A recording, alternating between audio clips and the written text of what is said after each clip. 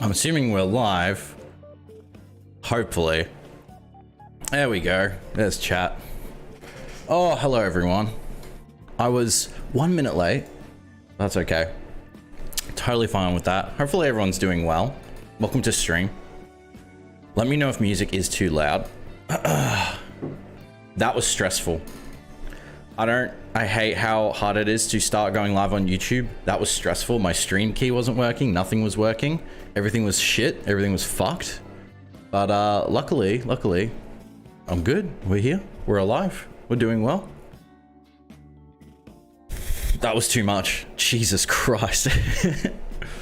Welcome everyone. Today we're going to be talking about what possibly will be happening in Berserk 367. A lot of thoughts, queries. Not going to be too crazy, but a lot to talk about. I've written down some possibilities, mostly, obvious ones, obvious odd ones. Others, we'll get around to it. Maybe not. Oh, pardon me. Sorry, I just had a late lunch, so I'm kind of like fucked. So essentially, also I got a package which I was gonna open. I'm 90% sure it's manga. This is for like my birthday that happened like a couple ways ago. So I'm pretty sure this is manga. I have an idea what it could be, but I thought it'd be fun to open it up on stream. Just cause like, why not? Also, there's my address if anyone wants to go find me. Just something fun. I'm gonna guess, okay, because I gave a list to some family and friends, and I'm thinking it's probably a Berserk volume. 99% sure, 99.9% sure it's volume 27. Just because it's a banger of a volume. Can I get a yeah for that one? But I'm pretty sure it's that one. So, we'll see how that goes. I just got a text saying don't show address. I've ripped it off because I'm smart. As you can see, it has the Aviation Security and Dangerous Goods Declaration. It tells you where this was sent from, which was Alexandria, New South Wales, where I don't live. It also says 2015, where I don't live. I don't live in 2015 anymore. We've moved on. And yeah, so no address here. I was forward thinking right here. I wouldn't dox myself so easy, and I wouldn't do it for so little a thing, I guess.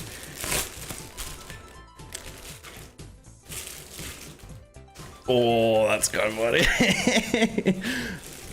I was gonna show this, but unfortunately it's a double up, which my mother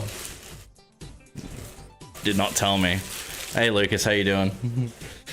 Oh, partner, if you're watching, my mother, I'm pretty sure that was a gift from my mum, the volume, and I'm pretty sure she doubled up and got me the wrong volume, which has happened before. Nonetheless, pretty.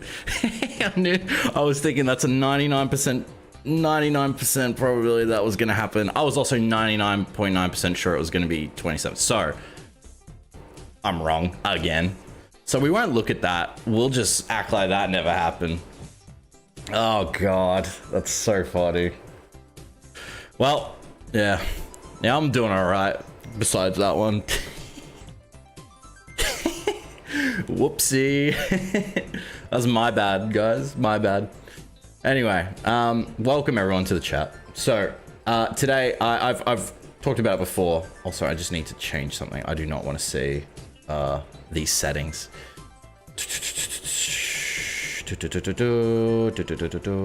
Where is this? Customization? Yeah, I don't want to see that. My favorite characters are Wild, Lord Genon, and Lord Genon.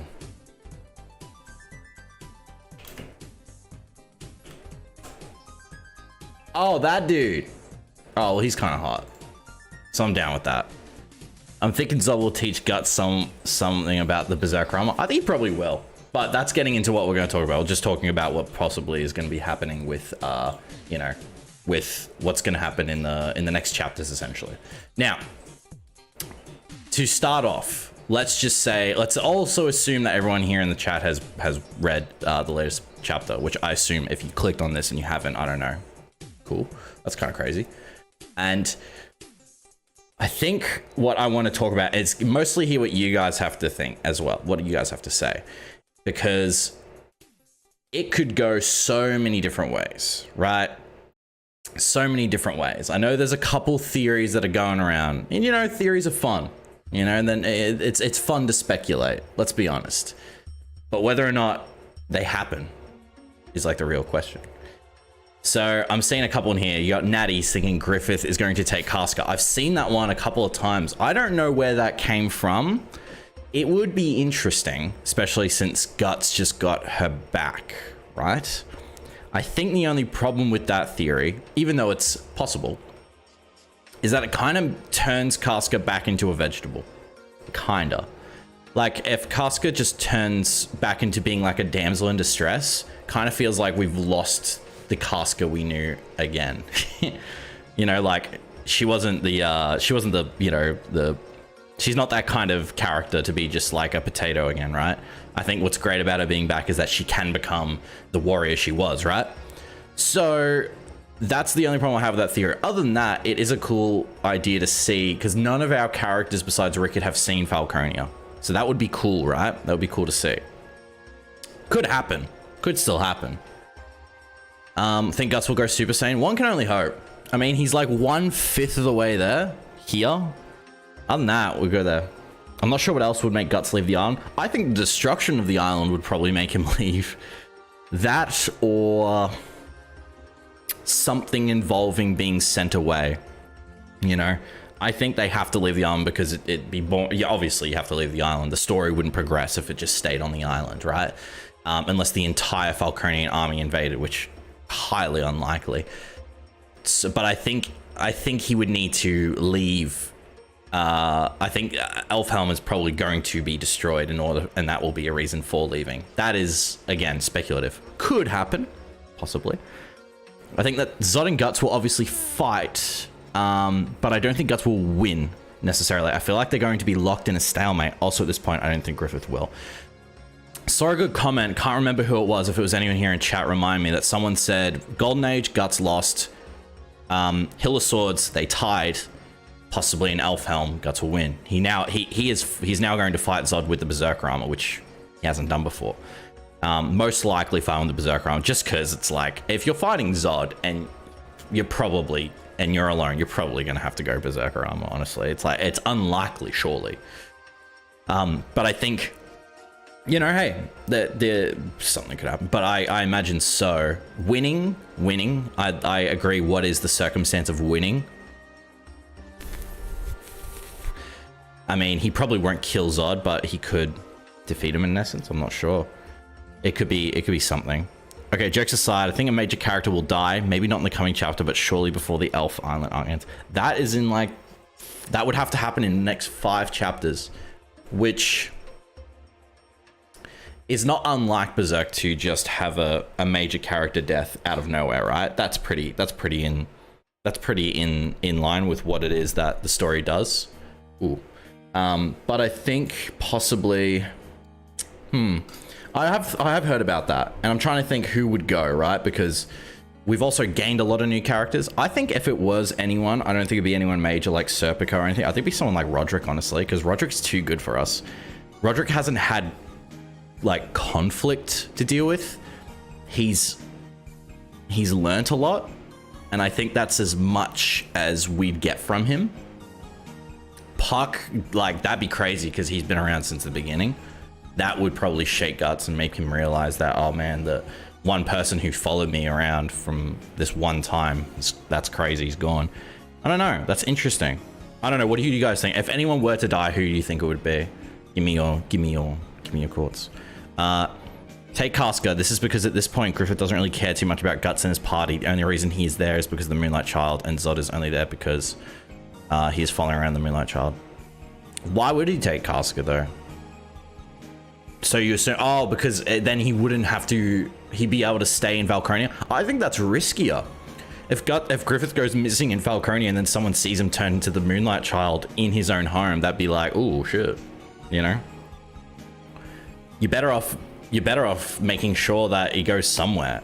And in a way, it worked out well for You know, if Guts is going to be anywhere, he's going to be near magic users, which Griffith will be happy to find and kill. You know what I mean? So it's, I don't know. I think taking Casca may be counterintuitive because if Casca's staying around magic users, especially like Farnese, Shirke, who will probably be some of the few surviving magic users of Elfhelm, I think it's, you know, it's smart for him to not take Casca back, right? Hopefully Puck stays like this and does not go back to his chestnut form. I imagine they'd have to go back to it. I think a lot of fans really love it. And I think it's almost one of the things that identifies Puck nowadays is his like comedic, his comedy dynamic with Isidro. But I do think it's fun to finally see Puck in a serious fashion, right? I'm trying to think like the last time we saw a series, because we see serious Puck, but always in the background whenever he's not making a joke. I think Puck took a back seat from being serious and turned to comedy once more party members came in, right? Because he knew about he knows about the eclipse. He knew everything because he was there when Guts told Rickett. So it's almost like he understands the gravity of the situation and to get to Elfhelm and all that sort of stuff. I don't know. Puck will hard carry the Guts versus Odd fight, man. It's got I can feel it, man. I can feel it. Puck's gonna dominate. He's going to destroy. He's going to kill. That is what is going to happen. It's not an if, it's when. That's the real question, is when it's going to happen.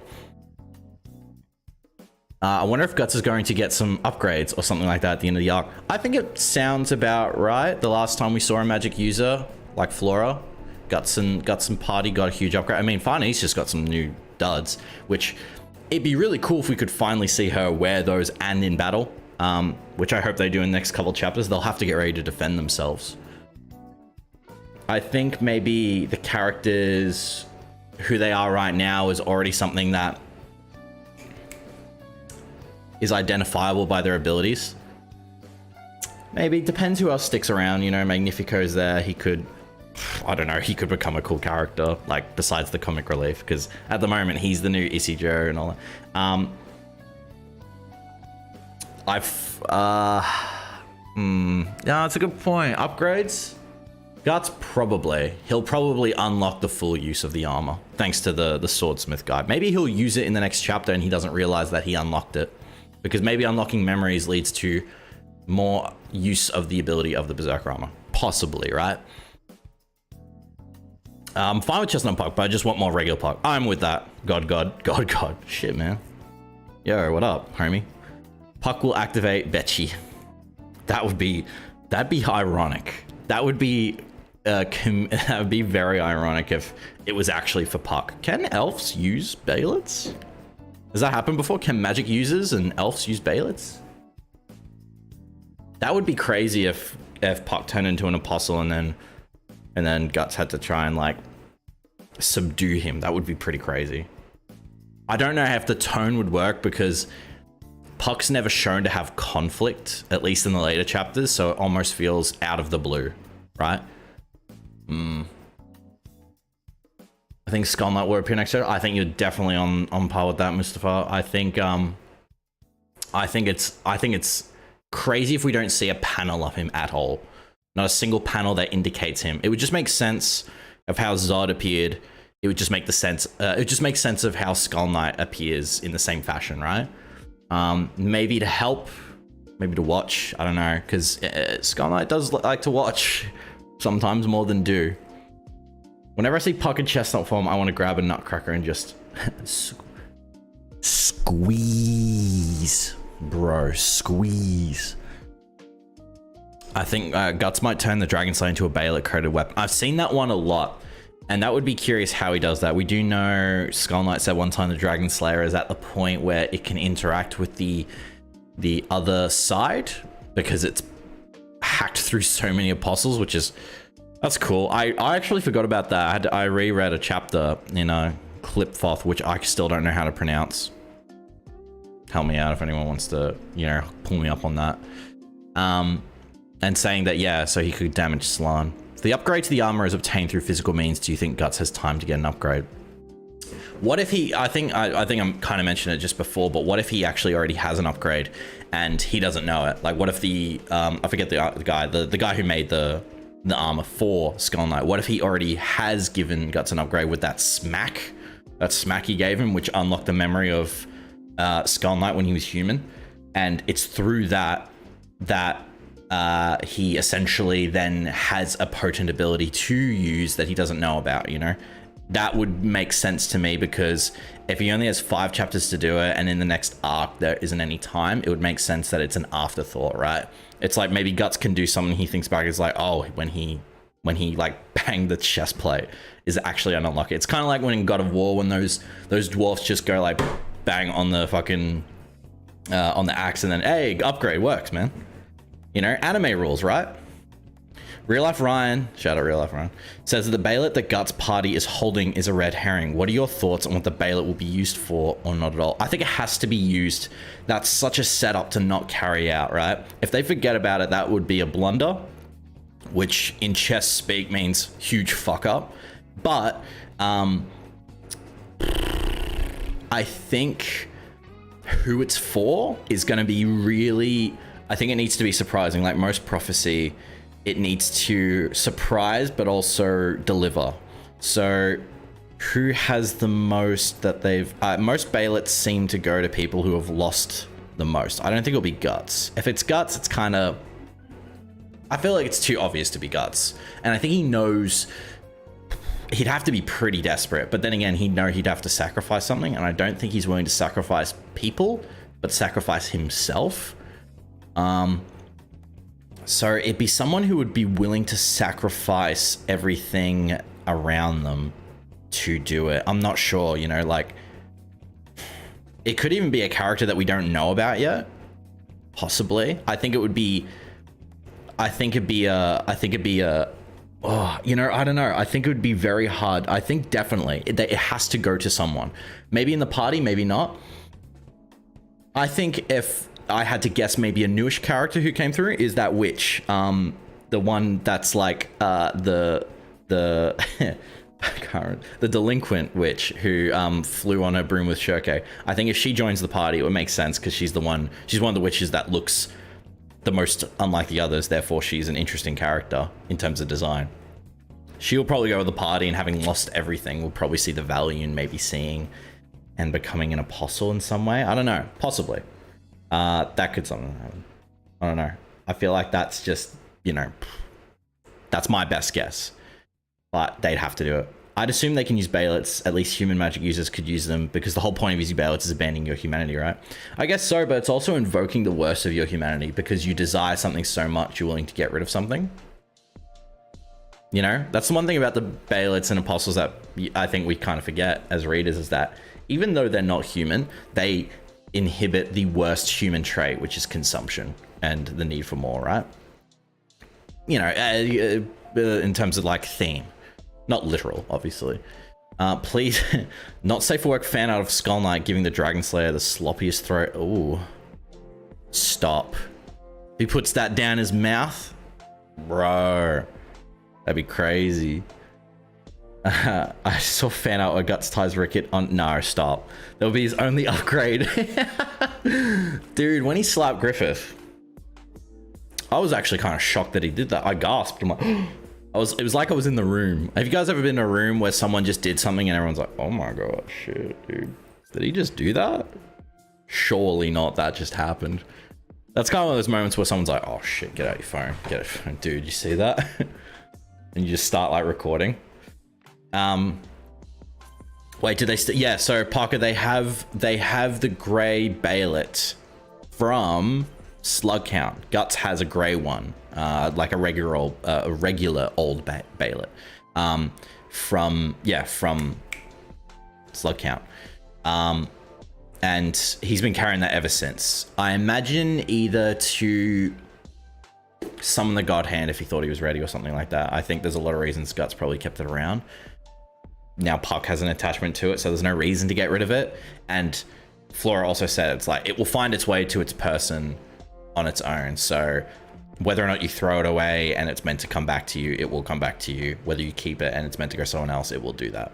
So clearly the fact that it's still around means that it's still on its way somewhere, or it's still with the person it's meant to be. It's kind of like the One Ring, you know, it'll get to where it wants to go. You think Isidro Lanky will use the Bale and become more of a troll slash trickster god than he already is? I don't know what he would sacrifice though, you know what I mean? I think Isidro enjoys too much being himself, you know? He already thinks he's great. I think that's what's cool about Isidro, is that he has that arrogance that we all wish we kind of had in a way, even though it's not 100% true. You can look and be like, you know what? He's got something that a lot of us kind of don't have, you know? In my opinion, at least. Crackpot theory, love these, love crackpot theories, hit me with a god. What if there was a way to put the Eclipse sacrifice brand on the Dragon Slayer in a way to pull in Apostle and demons like that to it, making the perfect weapon to kill Apostle? So putting the brand on the... I don't know what that would do. That is a bit of a crackpot theory. Hang on, let me get... Alright, so we had put the brand on the sword, and the sword bleeds like a real person. Then maybe it'll work. I don't think I'm there yet. I think I need to be on your level. I'm not that giga brain yet to think that. I have no idea what would happen if that worked. Kept us cool with the armor on Griffith appeared in front of him. Anyone to make him berserk, it would be that. That's what essentially having oh, the Baillet? Maybe. Not sure. It's just me that they thought about why the Berserker armor didn't... Wait, hang on. It's just me that they thought about why the Berserker armor didn't activate directly when he's got... And even during he tried to hurt him. I think it's because he controlled it. I think he did not want it to activate at all. I think, yeah, Guts would not want that to activate at all. If it were to happen, so I'm getting distracted by my other screen. Give me one sec. Whoa, that's loud. I think, yeah, I think he knows. We're at that point where Guts is seeing so many effects of the armor that it's so bad if he keeps going. He will literally lose. He's already lost, I'm pretty sure, most of his taste. His hands are still shaking. His eyesight is fucked. He's gonna lose his hearing next. He'll lose his hearing, and that will be even worse, because then he won't be able to communicate. Like, I feel like if you lose all senses, that's just so bad. Depends, of course. Maybe the upgrade was the ability to temper it more. Not sure. But I think Guts is someone who has a will who, if he puts his mind to it, he could temper that armor 100%. Do you think Shirkei will be able to use the world spiral tree branches to quickly travel? Yes, absolutely. I think Money Man, by the way, fucking goated profile picture, man. I think Shirkei will most definitely, sorry, the weed, most definitely will be able to use those trees. It makes so much sense. It's basically fast travel. How to use it will be the question of when they want to go to Falconia or they want to go to Midland, right? When they want to go back, because taking a boat is going to take way too long. They'll probably get on a boat out of Elfhelm, or they'll take Puck will say, hey, I saw him fly out of there. Let's get in there. The question is, how do you get up there, right? Zod, obvious answer, he can fly. Skull Knight can fly? Question mark? Can teleport. That, I don't know. There was that image of Skull Knight on the tree. It looked like he was flying, or maybe he was just jumping really high because he's got a goated horse, but not goat horse, goat head horse. But I think, I don't know. Ooh, that's a good question. I think, oh, I don't know. That's hard. I don't know how you get up there, but I think most definitely you'd have to use it. Just makes sense to like keep the story going, because every time you travel, you have to make up for time of them doing something. You don't have to, but you know, it keeps the reader enjoyed in what is like a story that's progressing, so you don't forget about the characters. Because if you just go from here to here, you'll be like, oh well, we missed the entire journey. Did anything happen? No, you know. The Instagram comment was like the Isidro comment was sarcastic. I'm so sorry, Lanky. I do not understand what sarcasm is. Could you explain? Question mark. I think I think Isidro, I mean, look, anything's possible. So I would take any kind of crackpot theory as a possibility. I'm so confused about the Moonlight Boy. I thought Griffith was leading a whole ass army. Blasquez. I really know what to say. You might need to reread. Wait, but okay, that's interesting. I'm curious how you missed that. I thought Griff was leading a whole ass army. He was in Falconia. You might need to recap. You know, watch a recap video. You'll be fine. It'll be good. It'll be chill. Moonlight Boy uses the Bailip. Honestly, not that crazy. It's not like he is femto. He is a person. The question is, he can only sacrifice something that's close to him or dear to him. That would be Casca, which wouldn't really work. But I'd stay within the realm, within the rules of what Bailips do. That would work. 100%. Oh my god, there's too many.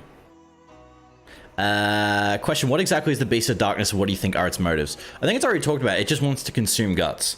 And I think what's great about the Beast of Darkness is two things. Number one is that the Beast of Darkness is not the Berserker armor. It inhabits it because it's within guts. Second of all, Beast of Darkness is, to my understanding, and I think what Miura was trying to go for, of course, my subjective theory or assumption, is that he himself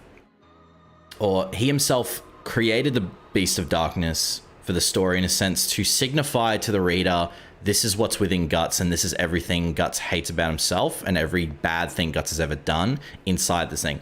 Doesn't forgive him for bad things he's done, but it kind of echoes the point that every human has this kind of being. I don't think the Beast of Darkness is essentially a different character working for someone that entered Guts at some point in the story, like a red herring or something like that. I think the Beast of Darkness has always been there, and it's within every character, but for Guts specifically, it's very prominent. And I think its motives are just to overtake and indulge in all the things that we as people shouldn't. You know what I mean? Yeah, I think that's one of the things that we need to realize is that it may have a motive, but it's probably not one that is like a god hand motive of like, this is like a 5-head strat. It's probably just wanting to consume and take everything, right?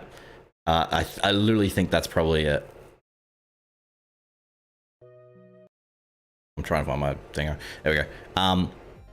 Also, do you think it's even possible for Guts to kill a god hand member? I'm going through chat so slow. I'm sorry, everyone. This is just like too much. You guys are too great. I do not deserve this much attention. Do you think it's even possible for Guts to kill a god hand member? Probably not. I don't think he'd know how to do it either, Caleb. I think it is possible. They used to be human. They're an apostle like all others. I think it just depends on the laws of causality and what is possible and what isn't.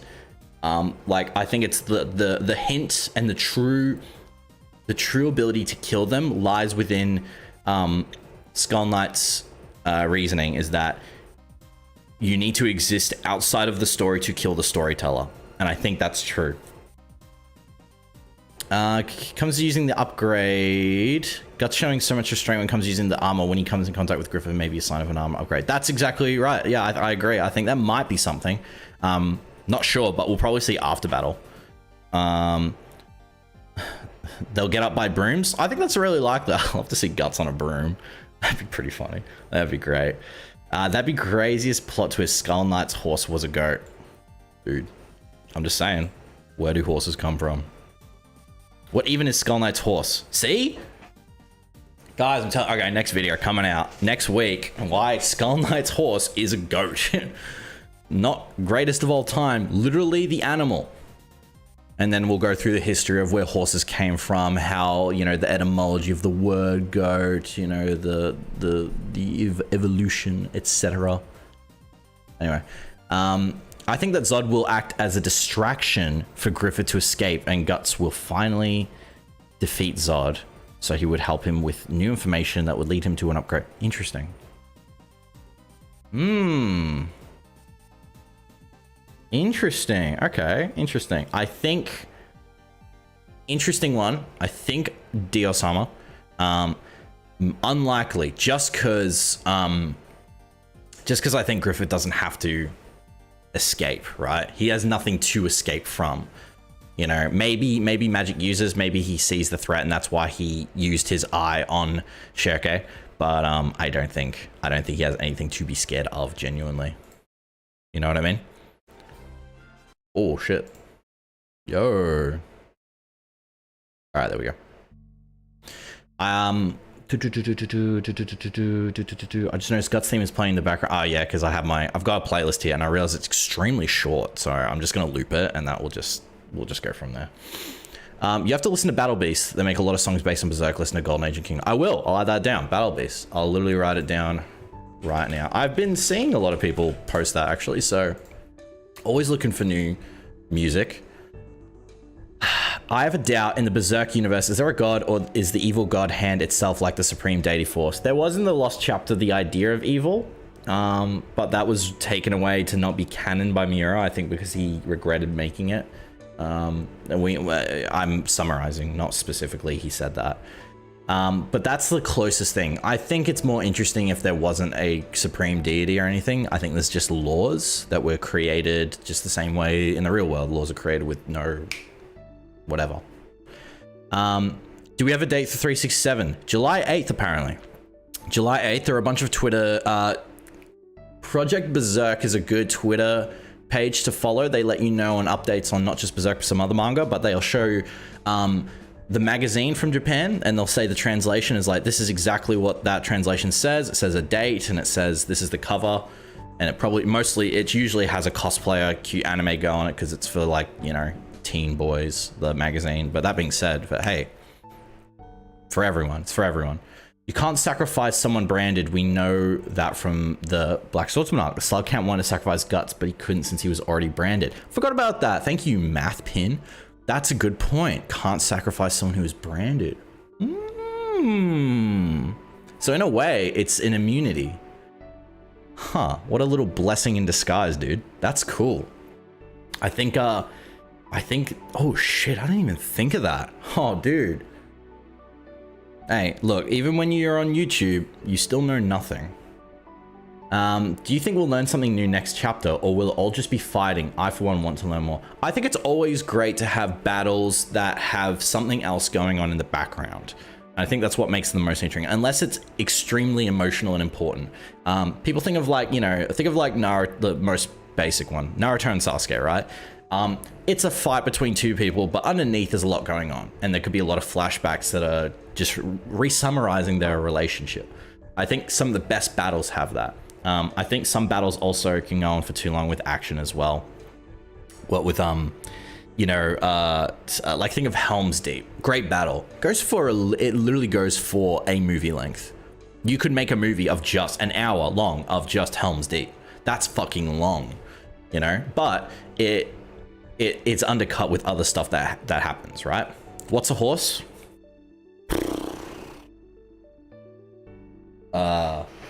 Yo, like, I mean, this technically could be a horse, right? If we're getting into very philosophical things, and we probably are because we're Berserk readers, this could be a horse, technically. Moonlight Boy sacrifices Griffith, maybe? YouTube real? Gone real? Sexual? Explicit?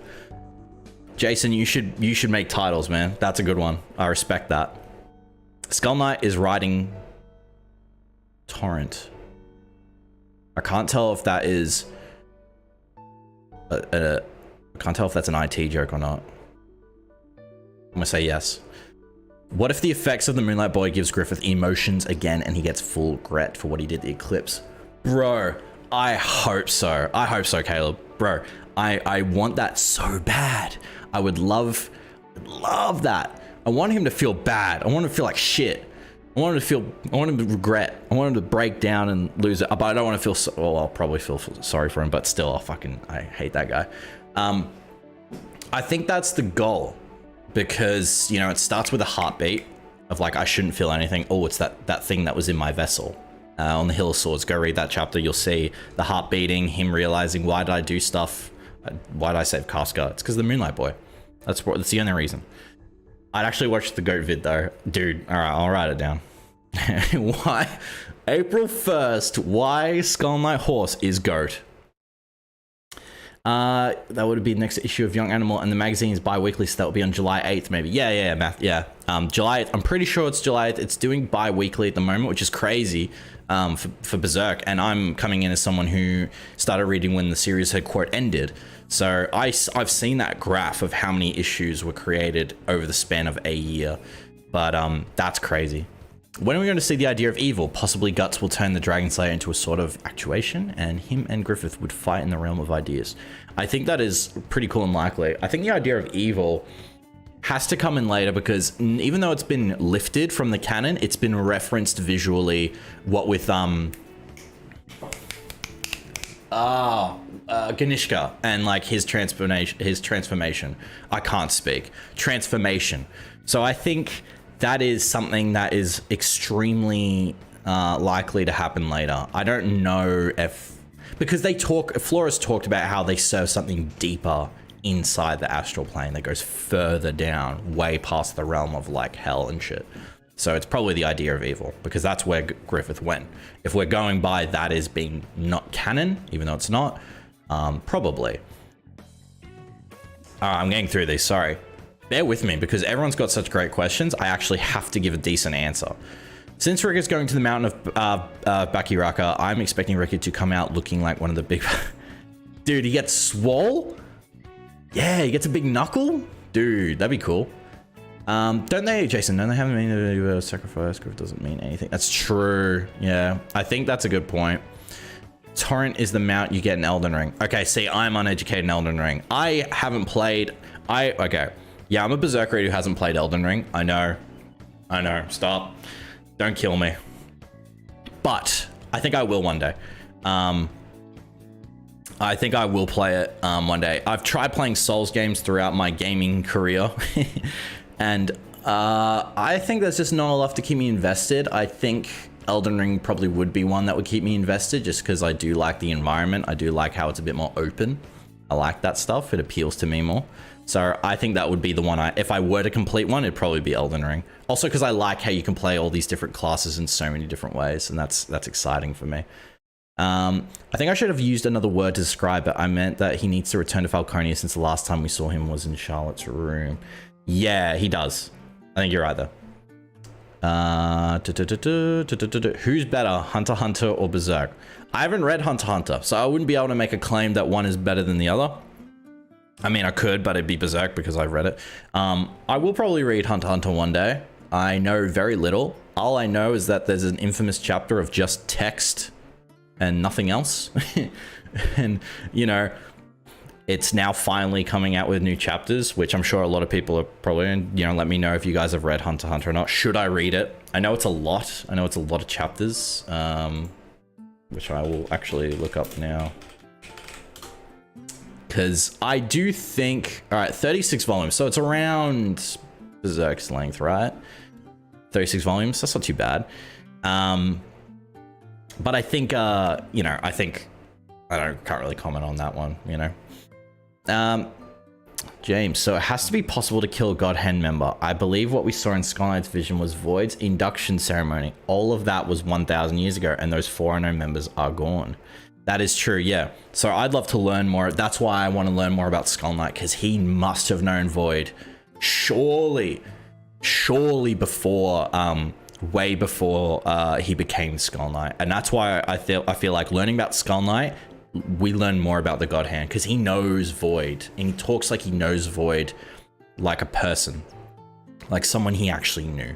Same way Guts will talk about the Hawk. If he says the Hawk, it's like, we know he's talking about his friend, his old friend. I think it is possible for the God Hand Knight, because like Flora said, they used to be human, and in that same panel, there were, you know, other members who don't exist there anymore.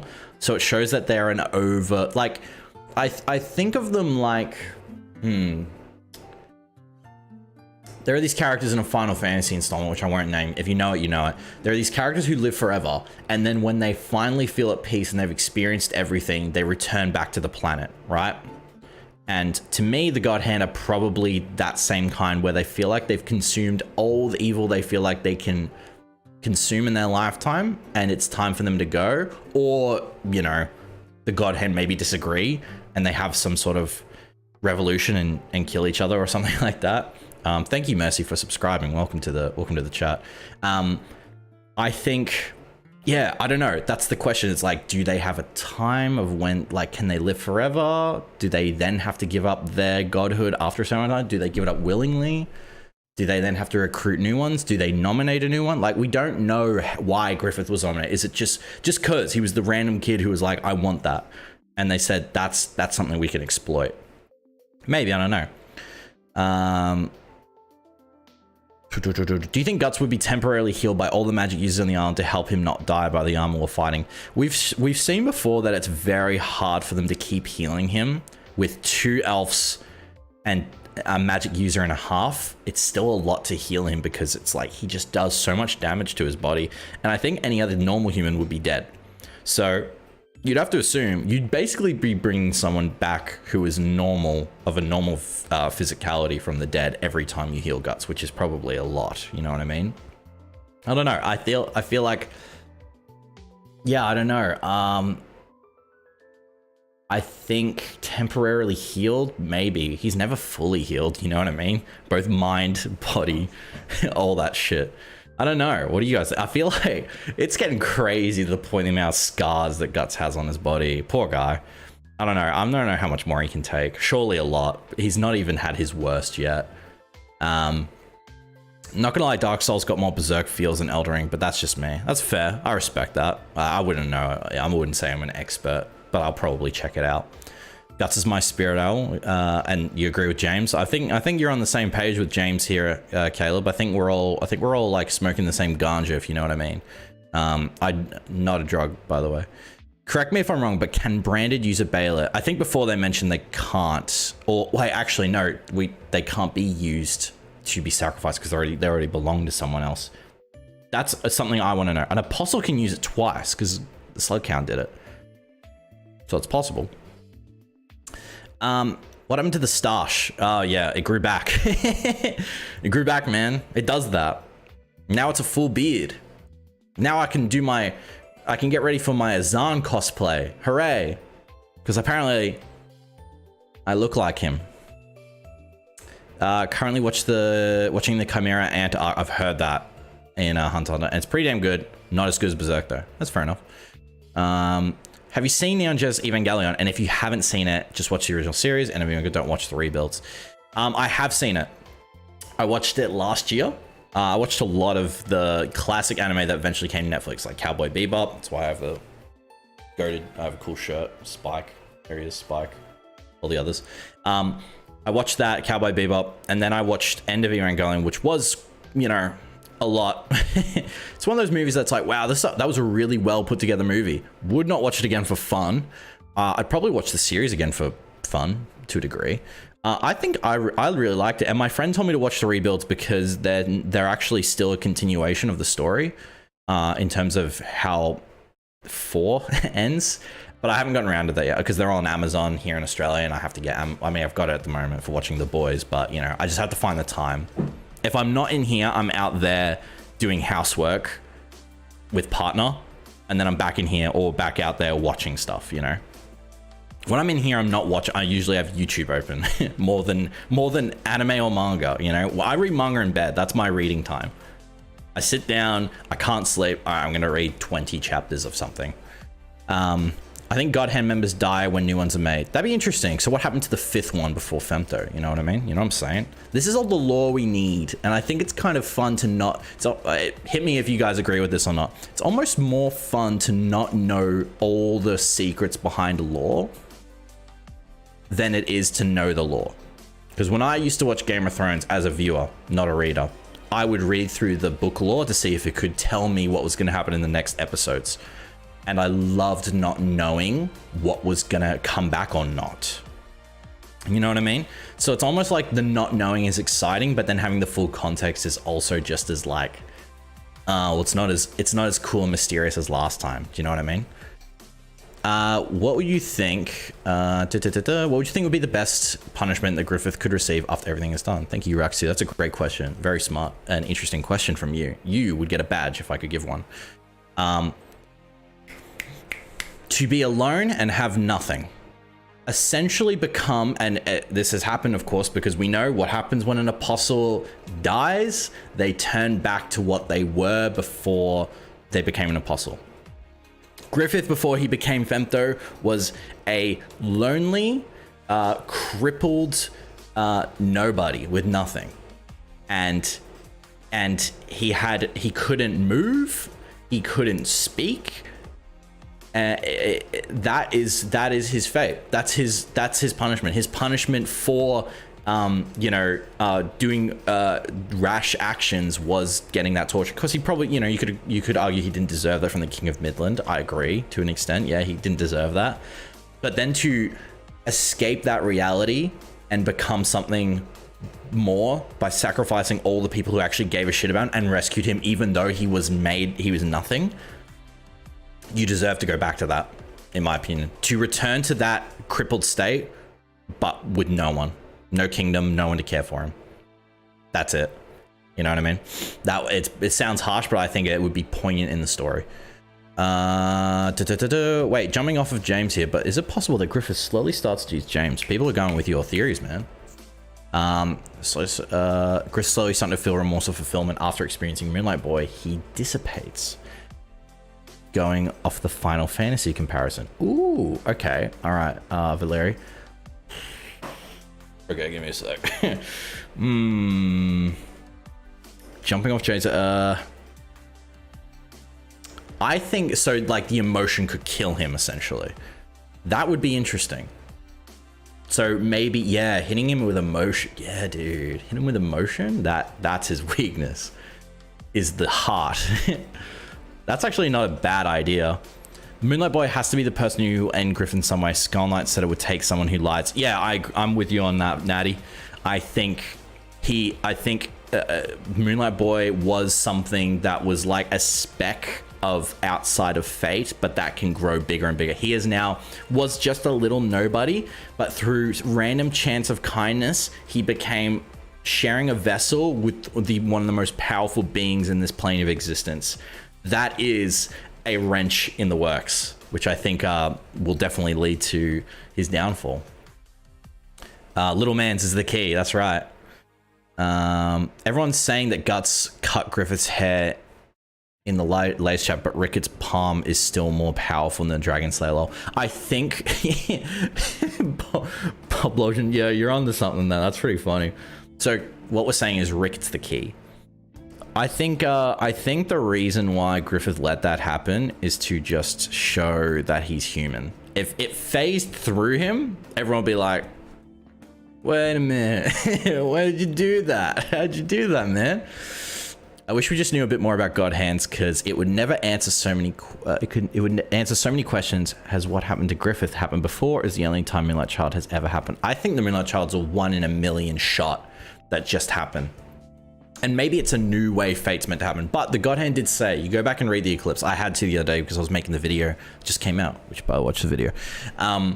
Is that Slan said when Skull Knight came and grabbed Guts and Casca, Slan said, how unexpected, how exciting. What a little she mentions how tiny this is in terms of the grand scheme of causality, that him escaping and those two escaping and Skull Knight coming and saving it is like nothing in the grand scheme of things, and that it doesn't matter. And they say how, well, we can't know everything, you know, we are like, they say we're not gods, even though they're called the God Hand, which is interesting thing to note. So, you know, I think you're onto something. Also, during that vision, that was when Skull Knight went berserk to the point of no return, becoming what he is now. Far-fetched, but could Skull Knight have soloed these other 4 Godhand members? That'd be crazy. In the past 1,000 years, Void's been trying to rebuild the God. It's possible. If you're going to play From Software game, you should definitely play Sekiro. It has the best story and gameplay between all the games they've made. I think I'd like to play Sekiro just because of how fluid it is. The one thing I don't like about Souls games when I do watch is how it feels very stiff. I know it's for the gameplay design to make it feel like you are just bound, like you're bound and you're such a small little individual to fight these monsters. But you know, I'd be down for it. If I streamed it, let me know if you guys would want to watch it, because I feel like whenever I want to stream, I want to have a goal in mind of what's going to happen, right? We're going to talk about Berserk. We're going to read this chapter. We're going to talk about this chapter after, at least, yada, yada, yada, tier list, all that sort of stuff. It'd be chilling to see a future panel of Strand of it. Oh, that went black. That'd be cool. That'd be cool. I think you're onto something. I think, Artyom, I think that's a possibility, especially if they leave Elfhelm and then they see that little hair and it turns black. That'd be cool. I heard that Serpico might use the Baylet. What are your thoughts? Possible. Probably makes the most sense if Farney ends up in it, but he'd have to sacrifice someone. He couldn't sacrifice Guts or Casca if they were responsible. There's a bunch of theories about how the God Hand are replaced for every new one. Like there's a max number of them allowed at any time, but why would that be the case? Like I was saying before, Union, maybe it could be because of them being content. You know, I think, like they said, they're not gods. If to a degree they become content, you know how like with Zod,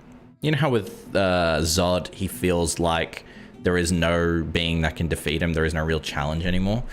I feel like the God Hand probably at some point the members decide it's time for me to return to like the idea of evil, or to the void that is existence, and disappear, because I'm so content that it's almost like I don't, you know, I have experienced everything but I haven't experienced death.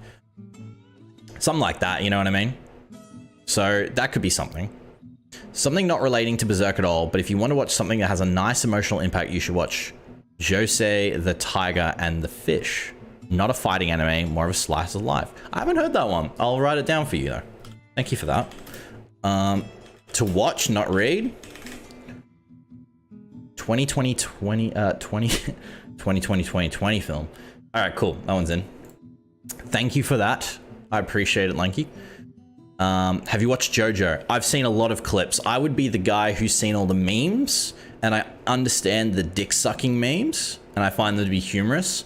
But I know all my friends who watch anime or are interested in manga have watched JoJo. I don't think any of them have read it. I think all of them watched it. My friend who'd never, like when we were in that age where Sword Art Online was what you used to try and get normies into anime, we tried to get him to watch it. One of my friends tried to get him to watch it, and he was like, nah.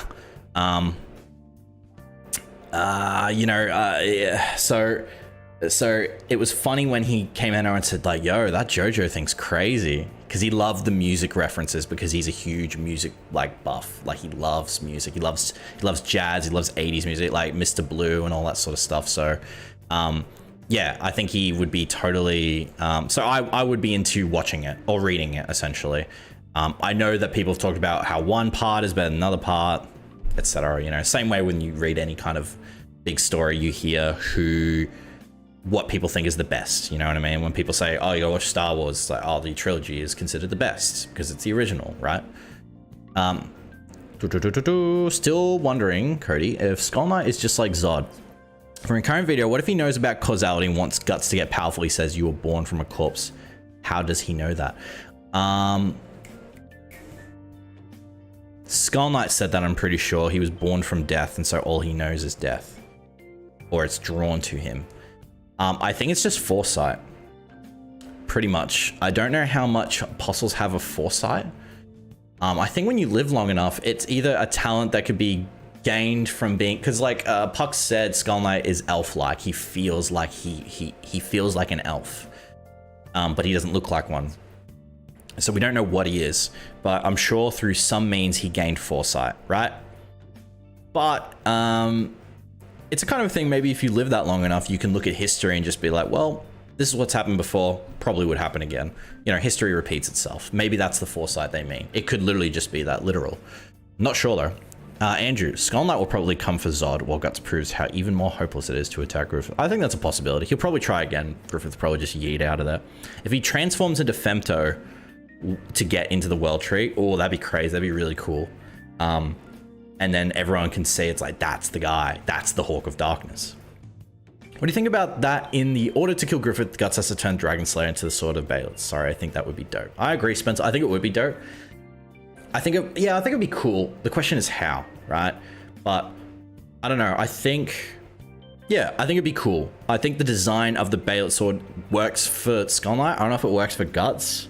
So I think it should be something that attributes to Guts' design. I know we shouldn't take design over story, but I think it would look weird.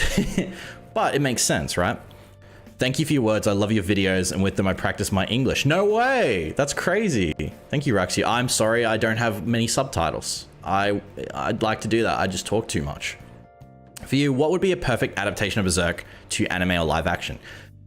I don't think it's a hot take, but live action, not at all. I wouldn't watch a live action at all. I don't think it needs one. And I think there are some anime that would benefit from a live action, like maybe slice of life. Why not?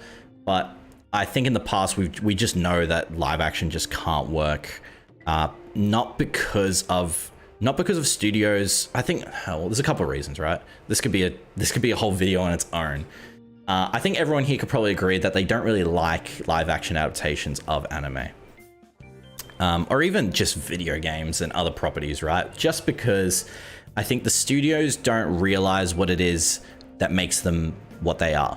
And cultural things can be a barrier, right? I think live action adaptations will always be a thing. You can't really get rid of that. You know, Japan do it themselves, and they do it like 1-to-1. Like, let's literally make Ryuk look like Ryuk. He'll look exactly like it.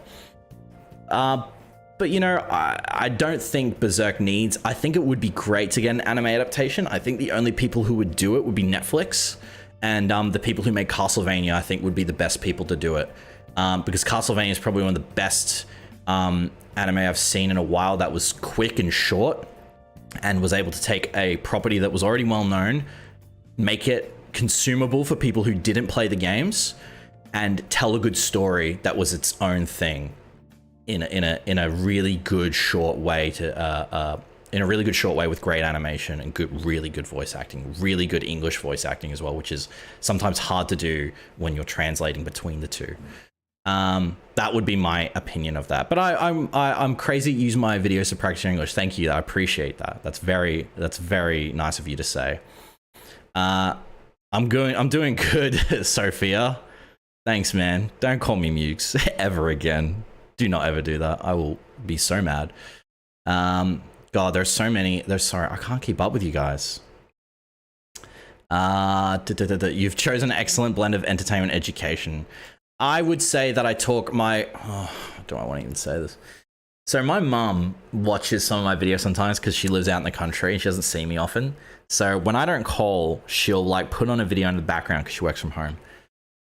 And like, she'll watch for like 5 minutes and then she'll be like, oh yeah, and then I turn it off because I have no idea what you're talking about. Because I'm talking about manga and Berserk and theories and Zod and, you know, all that sort of stuff. And she told me one time, it's like, I think you need to stop speaking so fast, because if you have a lot of people who may not speak English but also live in the US, which I know that a lot of you do live in the US in terms of my secret cameras. Apparently my accent for being Australian is very difficult to understand when I talk really fast. And I think it's just an Australian thing where we just talk fast. Possibly, that's what she said. But it was just very funny that she told me, I'm like, yeah, right, I'll work on that. I'll try and speak slower. But I'm that kid who, like, you know, when you meet that kid in school where he's like, oh, he likes that thing, and he just keeps going. He just keeps going. That's me. I'm that guy. You know what I mean? But yeah. Anyway, let's move on to some other theories and stuff you said. How many times did you read through the whole series, Math? I'm on my second read through and I find it much slower to progress in the story. I do think I read manga too quick sometimes. I don't appreciate some things, and sometimes I even miss huge lines. When I'm in the moment reading through the first time, I can remember everything. If I'm reading through again, I feel like I miss so much. It's not as simple as watching a movie twice to see the new stuff that you didn't see before. But it is fun to reread old chapters, especially I have to for videos, just to make sure that I'm not misquoting or I'm going so off the rails with a theory or an idea that it's completely batshit crazy. So I feel like trying to make sure that I like reread some stuff, and then I end up reading the whole chapter, and I'm like, oh, it hooked me again, even though I was rereading it. So I haven't read through the whole series one time again in one go because I want to read some other stuff, but I reread chapters that I want to talk about specifically, right? Yes, the SAO Gateway. Yes, Don, man, that is it. To recommend another dark fantasy saga I love, you should read The First Law. I'll write it down, man. My tabs are going to be, all of them are going to be open. Thank you. I love dark fantasy. I think it was Math Bit Notes 2, my second time around working on getting the physical copies. Oh yeah, I don't know if you guys noticed maybe through videos of slowly getting the physical copies over there. I've got 1 to 6. Wait, 1, 2, 3, 5, 6. 4 is hard to get unless you order it online. And then 28 for my birthday, because volume 28 is the GOAT. And that is fact, not opinion. That is my fact. Anyone heard that wild theory that Zod is actually the remnants of the ritual that was done to Skull Knight, essentially splitting him into two beings? That would be cool. I do really like stories of two characters being turned into one character being turned into two. I think that's so cool. The duality of two beings into one. I really like that. That'd be cool. I'd say it's down. I don't know if there's enough setup for it to be true, but it'd be cool. What do you think of Moria's work before this? Oh, Miura. Okay. I was just looking at him, just like, who's Moria? Lucas. Miura's work. I didn't read too much of the before stuff. I know a bit about the ones he worked on. I read Prototype. I think it was cool. It was cool to see how things became. Also, thank you for subscribing. I appreciate that. I want to read some of the old stuff. It's just hard to find sometimes, especially like online. But I think, oh, what was the one with the wolves? That one I remember reading a bit of, but not too much. I didn't read too much. Yeah. By the way, love you. Are you talking to me, Anthony? Because that'd be very sweet. But I'm not into parasocial relationships. Sorry, man. But you know, it's cool. You know, you should make sure you love your neighbor and your YouTuber. Talking about the deluxe edition. Yeah, I noticed you're recommending that, Math, and I wouldn't judge anyone for getting both or either. For me, if anyone wants to know, I'm just a big fan of the covers. I love the covers. I like the uniformity of the deluxe, but I also hate it. I do love how big it is and how you can just look at all the pages and the big spreads are easy to look at. I love that stuff. There's just too many choices. What if Danon was Skull Knight's kid? Bro, I mean, that would make the parallels between Guts and Skull Knight even bigger. But I would doubt. I mean, could happen, but I would doubt. Chase, what is your favorite arc of Berserk? That would be Millennium Falcon arc is my favorite. Just because it feels like so much changes for Guts and his characters. It's cool because I love everything before. Like, Millennium Falcon arc is like just after, it's like one, I'm trying to find the great words to parallel. Millennium Falcon arc is literally like when the hobbits leave the Shire and they now have companions and they're going on this journey, right? That's Millennium Falcon arc to me, because Guts is going on a journey. He's going somewhere. He has a goal. He has an aim, and everything before it makes it even better. Think of like, imagine if the Hobbit, like imagine if like when Frodo and Sam leave the Shire, they had all this backstory that happened to them beforehand, and now they have to go out and do this. Like, that's what I really love. It's like a mix of taking a Greek tragedy and then taking Lord of the Rings, and let's just put them together. It's like, okay, we're done with the Greek tragedy. That was Golden Age. That was all that other stuff. Lost Children, Conviction, blah, blah, blah, blah. Now we've got the Millennium Falcon. Sauron's back, and now you do Lord of the Rings. It may sound crazy, but that's how I see it. There could be only 5 Gonham members at a time, I think, because, well, a hand only has 5 fingers. So yeah, that's my only, that makes sense. And, you know, I mean, I think it's presented a lot throughout, like, the God Hand's visual style, that they're a group of beings who do essentially, like, they used to be human. Like, human imagery signifies who they are, right? But that's what I think.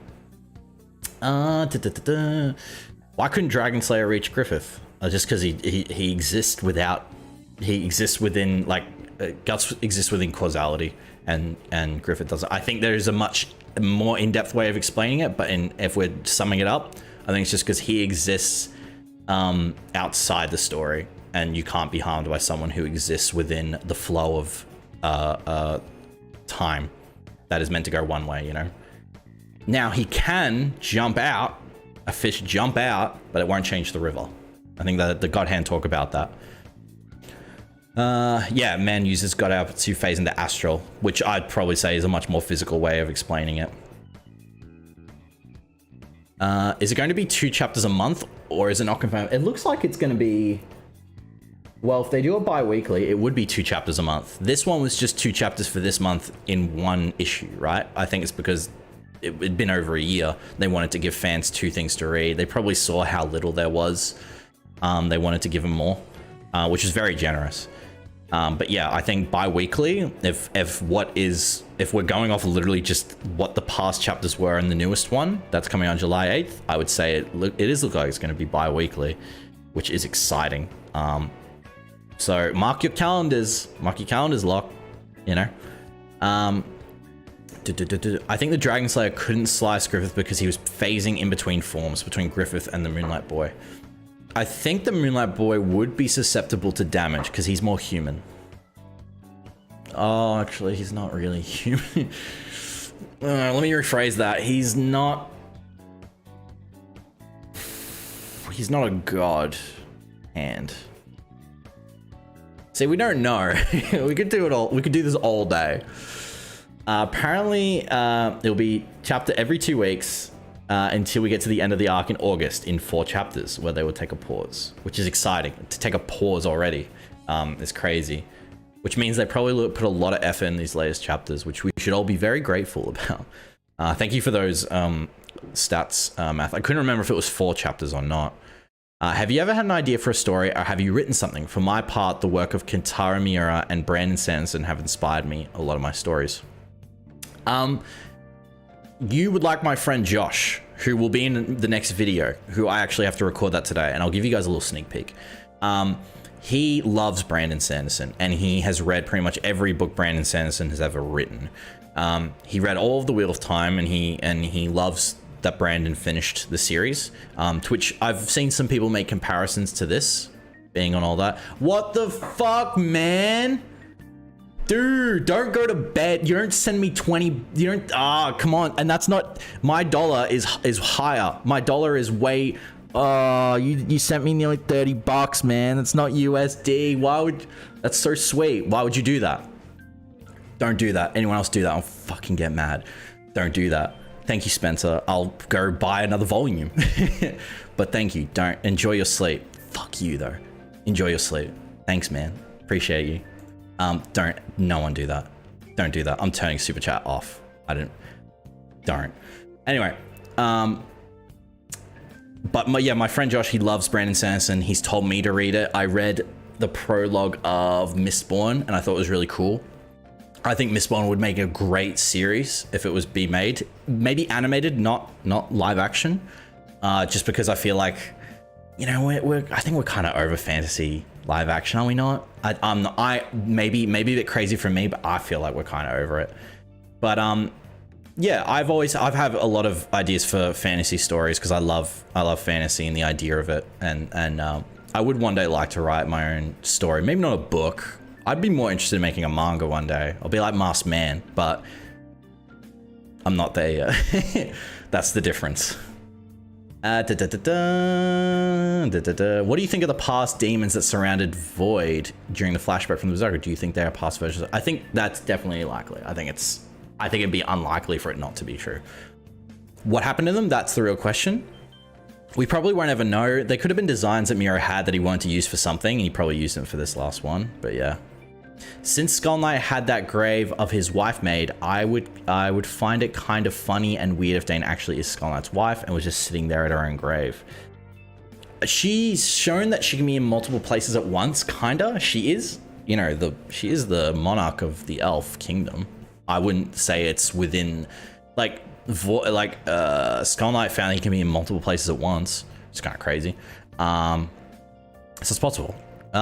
Is the Dragon Slayer strong enough to defeat Griffith right now, though, without a massive power up, without it resorting to Berserker armor use? Maybe mages on Elfhelm can help. Valerie, I'd say it's likely that mages can help them because I think that's what Griffith's most terrified about. And I think him being on Elfhelm is a great opportunity for them to get rid of them. That's why he killed Flora. That's why he destroyed the spirit tree, and all that sort of stuff. I think it's cool. Yeah, Spencer is awesome, Fujin, but don't do that. I will get very mad. Jacob Wells, thank you for subscribing to the channel. If you're in the chat, hello. I think that the Golden Age arc is overrated. Oh, here we go, Lanky. He's going with the hot takes. I think the Golden Age arc is overrated. Sure, it's very well written, a common thing Miro does, but I believe the development Guts goes through in the other arcs, especially the Millennium. Now, I agree to an extent. I think the Golden Age arc, I wouldn't say it's overrated. I think it's well rated. I do agree that people really like it the most because of what? I think it's because just the way in which it's presented as a Greek tragedy. Like, legitimately, if you look at the Golden Age and you think of Shakespeare, they're very similar in terms of how they work. Like, the Golden Age could have been its own manga and story and could have just ended with Guts being surrounded by monsters and then it faded to black. That could have been the Greek tragedy of Berserk. But I think what people love about that is that, like, I think it's a five-head idea. Takes a story that is a Greek tragedy and make it a backstory instead of the main story. And I think that's why people love it so much, because it's a great backstory. And it's not a backstory that's summed up in 2 flashbacks. It's summed up in multiple volumes. You know, like, I guarantee you there'd be animators who are like, do we have to do the Golden Age? Can we just sum it up in like a couple flashbacks and then just move on? But I think what people value about the Golden Age is that it shows humanity in Guts that we didn't see before, because we thought he was just this big hulking dude who has no other kind of goal or aspiration or emotion, right? I keep forgetting you're from Australia. Your accent really doesn't show, and I'm Canadian. I respect Canada. I have an auntie, she's Canadian, and she's coming down this July, which is very exciting for Christmas in July. I've been told, little story time.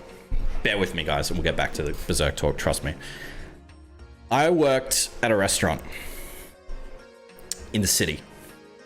Now, I live in a city in Australia, very popular city. You should feel free to guess. And a group of American tourists came in. I'm assuming they're American. I'm pretty sure they were American. And I'm going to do an accent because it's funny. Sorry.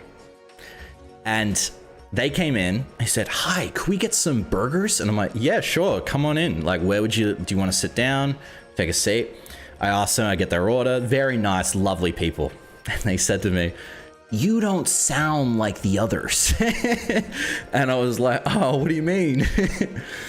And I think it's because, and there's like, yeah, you don't sound very Australian. And I said, well, I can turn it up for you if you want. I can go pretty Australian if you want. Go full like, how you going, mate? Yeah, you bloody, you want the burger, mate? Yeah, mate, I'll give you a burger. It's easy, mate. But so that's a little story. And I thought it was just so funny. I've been told that a lot, though. I don't sound like a casual Australian. I think it's because of what I consumed. I was that kid who watched a lot of television that sounded like American. So that's probably why. But yeah, I don't know. No, sorry if anyone got offended, but it was just a really funny story. But I appreciate the acknowledgement to my heritage. I was going to keep you in my ear. I was about to don't again. No, don't do it. Don't do it, Spencer. I appreciate it, though. Oh, dude, I'll put you to sleep, though. I could talk on all night. Don't do it, though. Don't dono. Fucking hell, don't do it. It's not a dono. I'm not a charity. Falcon Arc and Fantasia Arc just shows so well how Guts has come from where he was, even more so than how he went from the beginning of the Golden Age to the end. Yes, I think that's why I really like the Fantasia Arc. Like Millennium Falcon Fantasia Arc, love it, absolutely love it. Like the art is, I think, in its prime. Like yeah, everything in it is just amazing. I think If I had to choose which arc I would... Oh, fuck. Stop, man. Don't. Bro, the economy is fucked. What are you doing? Don't. Stop it. Oh my God. Oh, Spencer, thank you for the $20. In my dollar, $28.99. Thank you very much for that super chat. Jesus Christ, man. This hurts so much. I just sit. Stop, dude. Stop it. Stop. I'm not Diablo Immortal. I'm not a gacha game. Stop it. What are you doing? I will start screaming. Your neighbors can hear you, or your family, your children, your dog, your cat, anything. Stop it. I'm trying to talk about Berserk. Thank you for the $14.05 cents. Question 5 cents, dude. Conversion rate sucks. Thoughts on Baltic Sea war arc in Vinland? Okay, now we're talking about Vinland. Shit. Hate being told what to do. I bet, man. I bet. I gotta fit it, dude. Stop, man. Don't stop. Talk about a god hand. Yeah, man. Yeah, cool. So cool, man. Appreciate it. Are you from Melbourne? Yes, I am. Yes, I am. Correct. Zangetsu, congratulations. You win. Memberships when I have them. One day. Congratulations. I'll write that down. I have a great job. Don't worry about me. Okay. Well, yeah, that's good, man. I'm sorry. I just feel...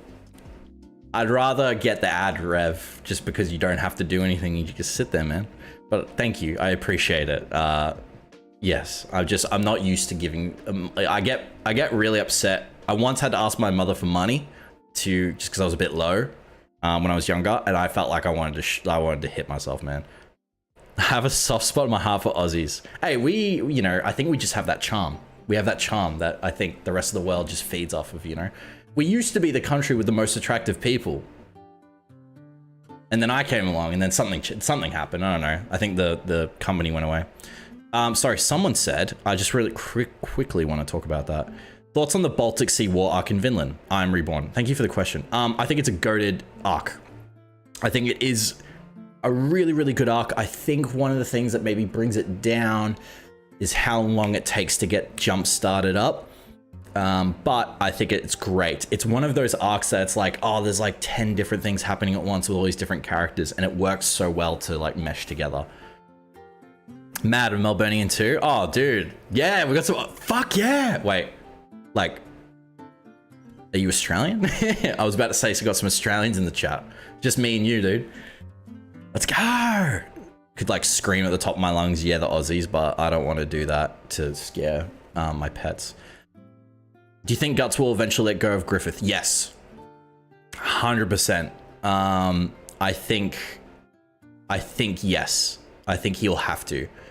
I think Guts pays attention more to Guts when he doesn't see him as his world. And I think that's what's maybe making I think that's maybe what makes Griffith snap in the first place, right? I realized the other day that in the chapter where Guts and the gang were on the beach when they first met the Moonlight Boys, Zod's... That's right. That's in the video. Natty, if you saw the most recent video, I included that because I noticed that and I didn't even notice that. I thought it was just a tree or something. Shows how much you actually pay attention to detail when you read manga. You don't just flip through. My theory for the end of Berserk that since there is a collective consciousness that affects the world, the idea of the Black Swordsman is going to give Guts power enough to defeat Griffith. That could be an interesting idea. I think Guts probably, whether or not he lives or not, might be the reason why the world then goes on to live without the idea of evil in the end. I think that's maybe one of the little end goals. That's a great name, Sa. Dude, Sa. Thanks for subscribing to the channel, bro. That man. And I think maybe people will live in a world with the idea of evil so they can do what they want, because as Guts always says, like, do what you want, you know? If you haven't read the One Punch Man manga, you should 100% read it. It's great manga and not just a gag manga like a lot of people say it is. Yeah, I've kind of gotten spoiled on some things lately because I saw a screenshot of a recent chapter. If you know, you know, don't spoil it for anyone else in the chat because I don't know who has or hasn't watched. But I think I will want to read it. I watched the first season of the show, didn't watch the second season because friends said the animation quality had dipped or the adaptation quality had dipped.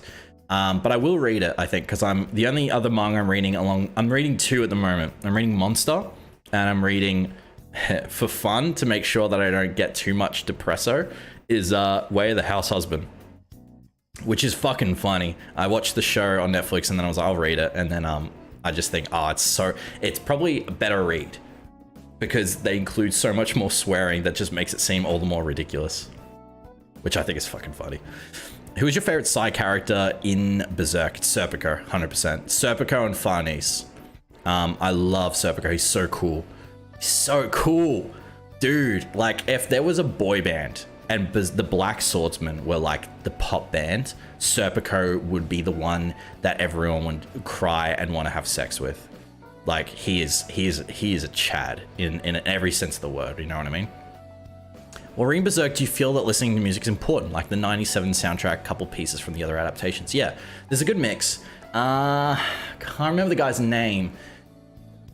Let me get her up. If you literally search Berserk Chill, if you search Berserk Chill and you go to Saint Gamer, it's an Elfhelm panel. Actually, I'll just link it in the chat. I have to sign into my own okay, hang on. Give me a sec. Bear with me. YouTube gaming. There you go. There's a link. I've lost my chat. All right. Oh, fuck. Okay. Yeah, so that little video there, if you go to that, that will essentially take you to a really good video that's like 20 minutes long. You can just put it on loop and it plays music from 2016, 97, maybe one from the movies. And I think it's a good video to listen to when there's just moments of dialogue. If you kind of want to play around the music to switch it to like battle or something like that, that same YouTube channel has another mix that is just battle stuff. So you could use that. I would recommend it. I don't always use it, but it's just fun to use if you want to. Sorry, there's couple bunch of you. How do you think Vinland Saga will end? Raxu, that will be a video I think I'll make. Two things, I've talked about it maybe before. It might either go against history and do something completely different and change the timeline, or it will follow history and be a cautionary tale. Not too sure. I don't know how much I want to spoil for reading history. It's like when you watch Vikings and you actually read it, what happens to the characters, and you're like, oh shit, it's all fucked. It's all bad. It's all bad. It's all trash. It's all shit. But, you know, I haven't thought about that one as much, just because I'm more invested in just making sure the characters get what they want, you know, or like they succeed where they need to succeed. I took a break.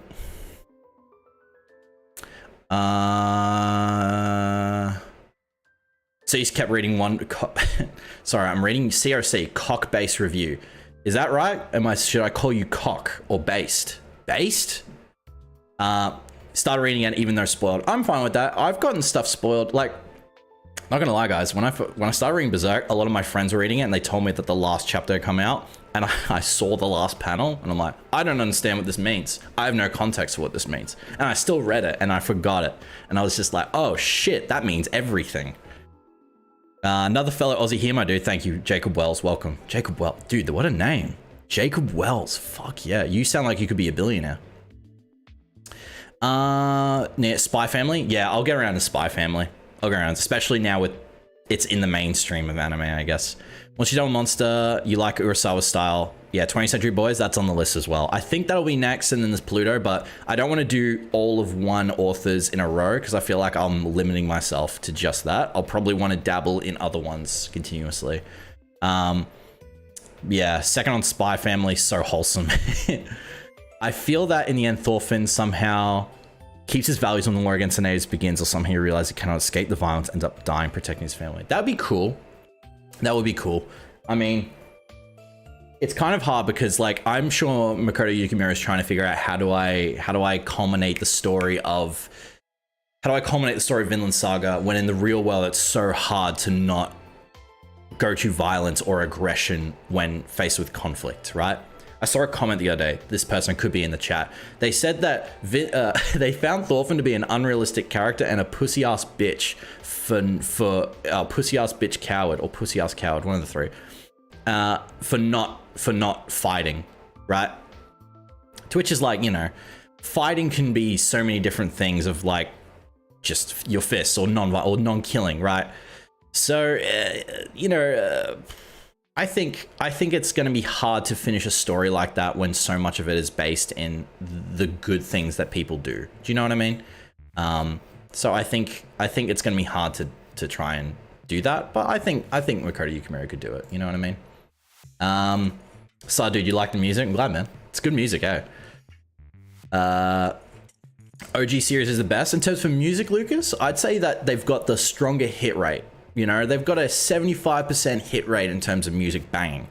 I have a mate who I work with. He studied like music in all different avenues, and he said that he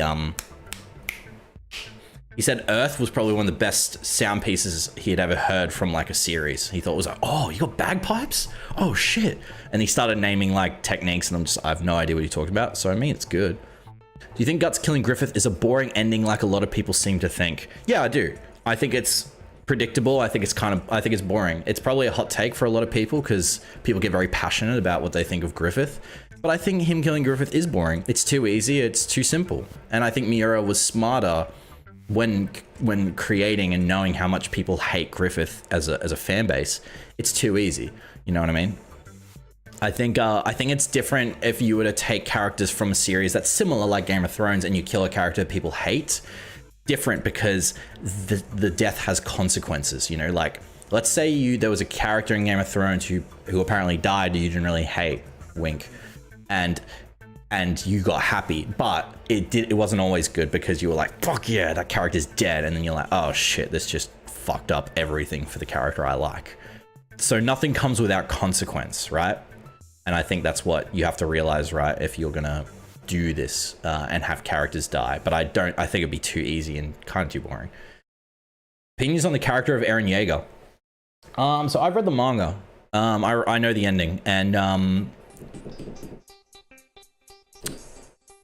I haven't watched as much analysis videos of Eren Yeager, but I love the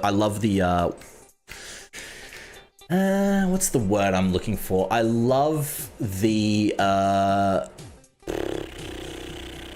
thematic value that you get from Eren Yeager as a character and what he is meant to symbolize, not to just protagonists, but also like shonen anime and manga, which I think is really cool. I'm curious to see what the guy makes next. Do you know what I mean? What's your Lanky coming in again? What's your favorite chapter from Berserk? Mine would have to be the one where Zod and Guts team up. Love that one. Or Casca sex scene with Guts. I thought you were going to say something else there for a second. I was a bit worried. Not because it's hot, because of the emotion. That's right, brother. It's all about the emotion. It's not about all the sexiness. It's about here. You know what I mean? Not unless you have a heart here, but mostly here. I don't actually have it in volumes, but volume 27, I think it's the last chapter in the volume, on the beach. One of my favorite chapters. Love that chapter where Guts is saying, I can't remember the last time I saw Casca smile. Love that. Love that one. I think that one. There was some other ones. Can't remember. There's a lot that culminate together, you know, like the Fantasia arc, like Guts teaching Isidro. I actually love the chapters when they get to Vritannis in volume 28 and Farnese, you know, joins her family again. They go to get Farnese back. I think that all stuff is great. Reminds me of like stories from like Dragon Quest. It's really cool. So those are my favorites. I see nothing wrong with my name. It's simply an acronym for Clash. Oh, okay, cool, sweet. Dude, totally fine with that. I would call you Cock anyway. I don't think it's bad. I'll still do it. Clash of Clans. I like that. Clash of Clans base review. That sounds like a great channel. Union random, but I was just looking at some Falconia panels when I noticed that there's a statue of a biblically accurate angel for some reason. That made sense. It's kind of interesting to think who created that. Maybe he created it when he was in the astral plane. Femto did, at least. That would be interesting, you know what I mean? What kind of music do you like, or what are your favorite bands? I'm more of a favorite song kind of guy than favorite bands. Most bands I like always have songs I don't like. For a while, my favorite kind of artists who had a high hit rate with me were Gorillaz and Coldplay. But right now it's all a mixed mash of stuff, you know what I mean? I've got, let me pull up my Spotify. I have also different playlists. So you've got like playlists that are oldies that are usually like 80s bangers, and then you've got stuff that's a bit more modern in the mainstream like songs. So at the moment I've got like, I got two Harry Styles songs because I didn't mind the new album. I thought it was pretty good. Piano Man, Billy Joel, Not a Robot by Marina, Ever Fall in Love by Thursday, which is like the song from Shrek 2, which is one of the best official soundtracks of any movie. Empire of the Sun's good. I got some random Japanese hip hop. I don't know what it means. It's just good. Obviously Guts theme, got that. You have to have that. If you don't have it, I mean, come on. But mostly songs. I'm a song guy more than an album guy. And I think that's just me changing with age. I don't know. Can't wait till October for Spy Family Season 2. I'm interested to start. Probably not anytime soon. I'm trying to keep up with you guys. Sorry, but you guys keep going. Sorry I'm not keeping up with your chats, guys. Jeez, you two. I'm just a crap streamer, essentially. I think it's well done that they can make Guts killing Griffith interesting and not... I think if it's well done, they can make it interesting, not boring. A possibility could be that the Kingdom of Falconia is dead, but the fantastical creatures and nature is still there, and people must deal with it on their own. I think that will happen. People will just deal with it on their own. All the fantastical creatures will stay. But I think Griffith dying is not something I think boring. I think Guts killing Griffith is boring. I think Griffith dying isn't bad. It's not what I would want, because death to a character is sometimes too easy, you know, unless you know, and it depends on what people's preferences are. It depends how emotional they are when it comes to a character they really loathe. But I think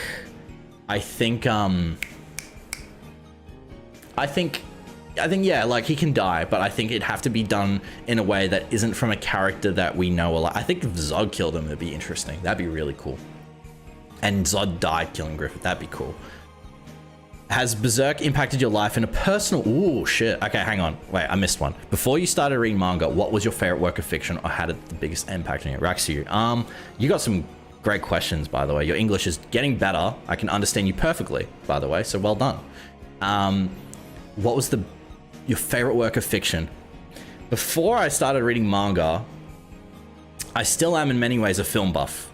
I used to watch so many films. I probably don't anymore just because it feels like it's all the same, and it sounds a bit pretentious, but it does feel like I can't find anything new anymore. The last really good new movie I watched was Everything Everywhere All at Once, which I would recommend watching in a theater. It's a fucking awesome movie. And I love watching movies and stories I'd never seen before. So, my favorite work of fiction though would probably be like, if I had to list some of my favorite movies, it'd be Blade Runner 2049.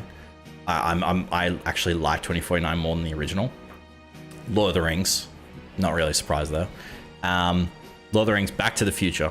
These are some of my favorite movies, and like Social Network. Those are the kind of movies I really like. They're all a bit different, but I love what they do because what they say says a lot to me. But those are my kind of favorite works of fiction. TV shows, kind of harder to nail down because I feel like there's so many negatives with a TV show as to like bring them down, me personally. But Full Metal, you said, has Berserk impacted your life in a personal way? For me, it became a huge inspiration for not only my fitness journey, but also made me want to become a better person. I think it was a combination of Berserk and Vinland Saga together. I think I wouldn't be making content on YouTube if it wasn't for Berserk, because this new passion made me really excited. But I think... What's funny, you say fitness journey. Most people I know who start reading Berserk start getting into fitness, really. Like, if you look at like Real Life Ryan, Masked Man, and a bunch of other YouTubers who cover Berserk, all of them are guys who go to the gym. Which, hey, I mean, if Guts inspires you, I'd say that's great. That's essentially like, you know, the guys who go to the gym and wear like the Goku training shirts and stuff. But has it changed my life in a personal way? Yeah, I'd say Vinland, and I think it's made me realize more that you can have a character who wants to become, who doesn't know who they are and what they want to do with their life. And I think that's something that is so relatable to anyone. I think that's what maybe modern stories on television and movies are probably missing, that maybe Berserk and Vinland do really well, is that it's about characters who don't know, who lived a life that they weren't sure was their own, and they don't know why they were living that life, and then they come to a realization, why am I doing this? You know, and I think a lot of people experience that in their actual lives, where they leave school or they grow up and they think, why do I work here? I don't like working here. Why do I have this or this and I don't want this? So I think that's me personally made me go like, what am I doing? And, you know, it helped that that Berserk video popped off, but, you know, before then I was like looking and thinking like, what do I want? And I think for the longest time I wanted to make videos. So it kind of just worked, right?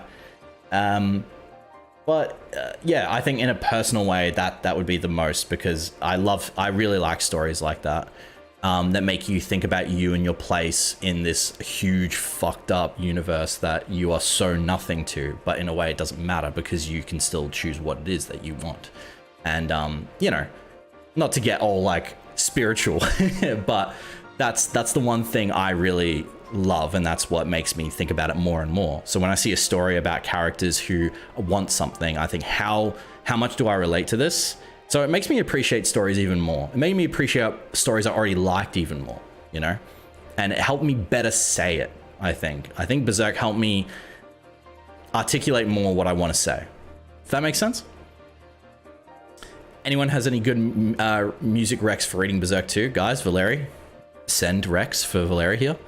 Berserk epic mix is very dope. It is very good. YouTube has playlists for listening to while reading manga. Yeah, the one thing about some of those playlists is that it has a lot of action or like heavy metal stuff, so it can fuck you up if you're reading like, say if you're reading the Casca and Guts love scene and then you start hearing like hi yo and you're like, is this tonally what works?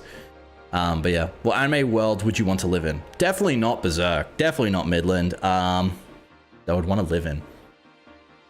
It could be easy ones where you could just, you know, go My Hero and you'd have a quirk. Definitely not Vinland, I'd die. Beastars, I'd probably die. Most of these I die. Anime, definitely not Attack on Titan, I die. A lot of ones you'll die. It could be easy to do Slice of Life.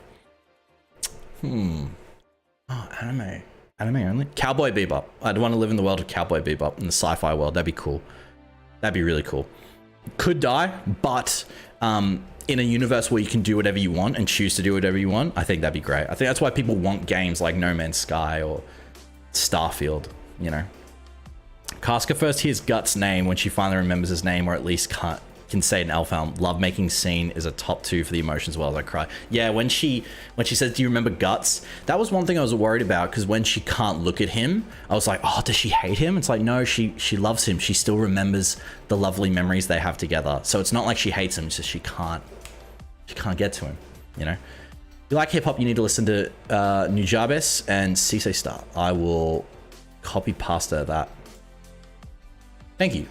Thank you very much, Lanky. Appreciate it, brother. You should read Planets. That's on the list. That's on the list. After I read Vinland Saga, I want to read Planets. It's from the creator of Vinland Saga. Yeah, I think I want to get around to that. That will probably be my next mini read. When I read a long series, I try and make sure I have multiple little one-shots to read. I read 2 one-shots while reading Monster because they were very easy and quick. Which was Bibliomania, which if anyone hasn't read Bibliomania, I might make a video on it just around getting to it. Because, you know, making some videos about new manga are hard to keep retained with like what it is that I make. But I can make it at any time. It's not very well known, but you know, it's a really good manga. It's a one shot. You can finish it in like 1 hour. But yeah, any predictions on the God Hand's Griffith's goals and plans aside from Griffith probably wanting more, even after establishing Kingdom? I've talked about this before, Artyom, and I think that Griffith would want to be the leader of the God Hand. I think he'd want to overthrow the idea of it, because like Guts even said his ambition would keep going. Just because, and that's the thing about ambition. There is no such thing as, okay, now I'm done. It's like you can always have more, because if you've gotten this far, what's to stop you from getting more, right?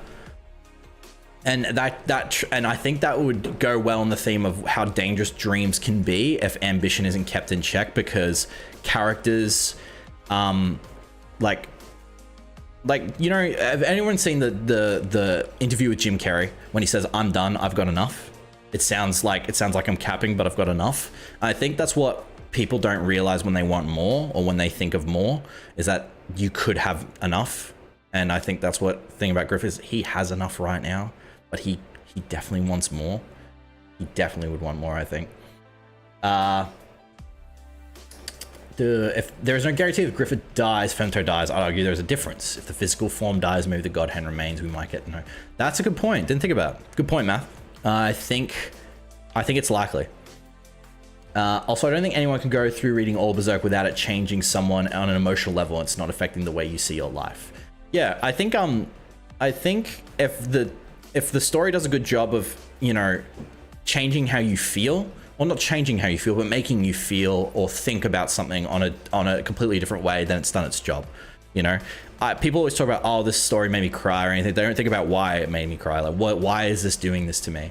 And I think not asking the question is kind of one of the things that people miss. Like, you know, when people talk about how they talk about a movie or a story that made them cry, and it's like, I love it, makes me cry every time. It's like, yeah, why? And it's like, I don't know, it just does. It's like, I think maybe finding out why can, you know, give you a good reason of like, oh, maybe there's something I didn't know about myself I should have known, you know.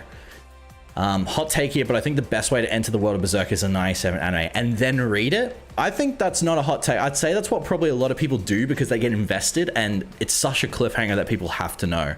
I'd say that's a pretty good way to enter. I'd say the worst way to enter is the 2016. That would be probably enough to make people stop wanting to know more about Berserk. I think if we're getting philosophical, oh man, guys, you guys are too much. If we're getting, I can't keep up. You guys are too fast for me. If we're getting philosophical, I think there's a certain beauty in insignificance. Knowing that you don't matter too much to the world as a whole grants you so much freedom. Being able to make your own life significant to your life is a great freedom that we have. Yeah, agree. 100% agree. If you like stuff like that, I'd recommend watching Everything Everywhere All at Once. It takes that theme and then makes it a bit more wholesome and true, you know. Lost Children is my favorite.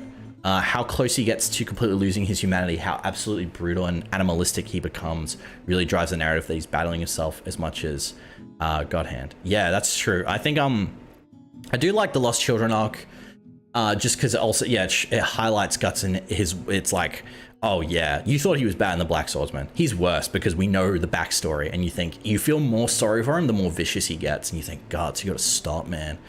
You gotta stop, man. Stop this. And I think that's what's really awesome about him, in terms of the character development, right? Okay, I will be right back. I'm not ending. I'll be right back. There's something at the door I think I have to grab. Wait 1 sec, and I'll be right back.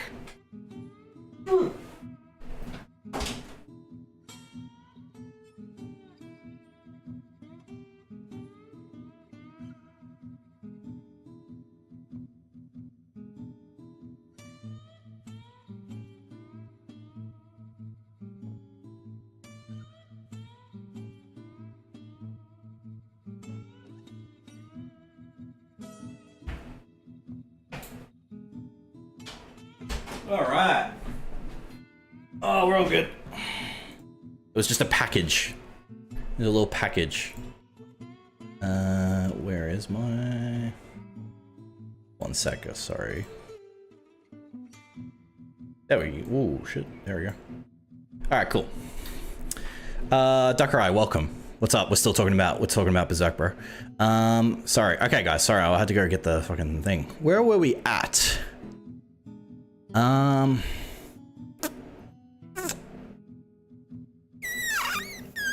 Berserk, Evangelion, Tatami Galaxy, Ashita no Joe, all of them have changed my life. It's funny how the Japanese can do the weirdest things possible. Time to time, they make masterpieces. I think that's because they're willing to try something different. And I think that's probably what the West is kind of scared of. You feel like there's a way of doing things, like creatively, if we're going off what we know about, like, if there's any Japanese people in chat, correct me. But from what we as maybe like Westerners or other countries look at Japan and think the uniformity of the way their society works in terms of their jobs, their companies, pretty straightforward. But if you look at like their stories, they try the craziest things. And I think it's the opposite in like other countries and English speaking countries specifically. It's like they're like, oh, well, this is how you make a story. You know, you got to follow these guidelines because these guidelines will create something great, you know, because they're proven to have worked. and then the companies are like, fuck, we'll try anything. I mean, this might work. Where it's like, it's kind of the opposite, I feel. Like, Hollywood will never try anything unless it's a new idea, rarely, because it needs to have been proven to have worked. Whereas the Japanese are like, I mean, yeah, sure, let's make a story about, like, you know, kind of make a story about these cool robots. It might work. I think something beautiful and about choosing their own destiny, even to the path still isn't clear at first. Yeah, I think that because it just highlights humanity, right?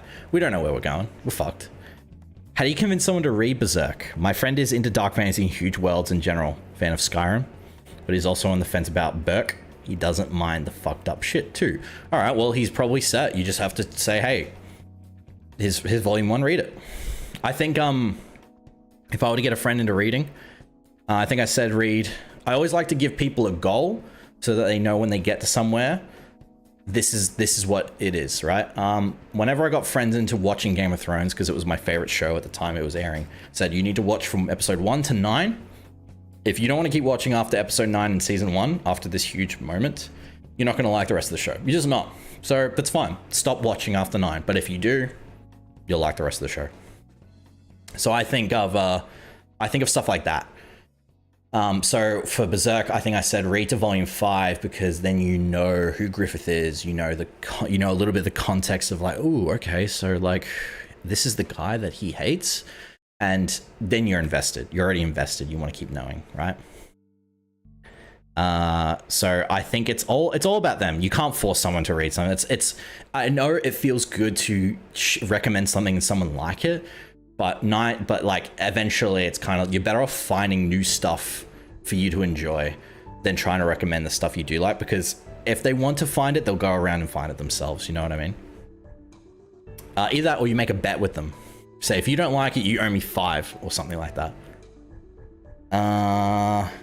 The image of Griffith being pulled into the void by the original Band of the Hook is very satisfying. I think, Natty, yeah, that would be a really good image. So if he were to die, that would probably work. Seeing him in some kind of shocking agony or pain or whatever to describe that would be really cool. An anime that you should see that are super underrated, but they are masterpieces, Shitanojo. Legend of the Galactic Heroes I've heard of. That sounds cool. I like all that space opera stuff from like early manga and anime, which seems cool. So I want to read those. But trying the longest to get my sister in Berserk to understand me as a person. It's hard because, you know, especially if it's niche, sometimes it's hard to get people into stuff. And someday they might find their way. But it just kind of, you need to show someone maybe something that makes them go, oh, okay, so this is a thing. This is a thing that is considered legitimate. Because most people don't like something because it's not legitimate, right? So if you think of esports, most people in the modern day don't think esports is considered a sport. I'm not debating whether or not it is, but they don't think it's a legitimate thing as a career or as a lifestyle or something to enjoy or consume, just because they didn't grow up experiencing it or they don't see it as an interest, right? So I wouldn't get my sister to read Berserk to understand me. I would try and show her what I now understand from it. That makes sense. And maybe they like what they hear and they think, I want to read this. I think it's all about talking about what the story can do, as opposed to saying what happens in the story that makes people go, huh, I might want to read this, you know, like, oh, like, and I'm not saying go out there and be like, Berserk changed me, which, you know, you can have, but maybe say, saying like, I have this completely different outlook and I think it's this story and I think it's the best thing I've ever read. That's what I would say. It's like, it's the best thing I've ever read. I don't think it's the greatest piece of fiction, but Berserk is one of the best things I've ever read. Like, hands down. If you want to read it, you can read it.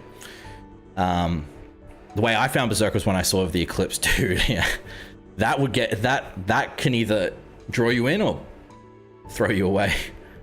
And I was like, wow, the art is amazing. I think this will be a fun adventure. I was wrong. To find fun.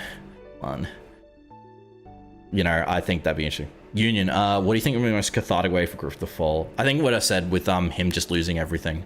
For him to fall, have nothing. Lost it all, man. You know how people love those YouTube videos of this YouTuber, this streamer's washed up, this YouTuber, how this YouTuber fell, the rise and fall of Ninja. Like, people love that stuff because they love seeing someone grow and then fall. It's much more easy to click on something like that, right? So I think for him to lose everything would be a cathartic way for Griffith. Mostly thematically, it works, right? But if it would happen in any kind of different way, I think maybe it wouldn't really work. Yeah, I think that would just work. I don't think he can go on living like, you know, I'm gonna live in my kingdom. Yes, this is how it's going to be.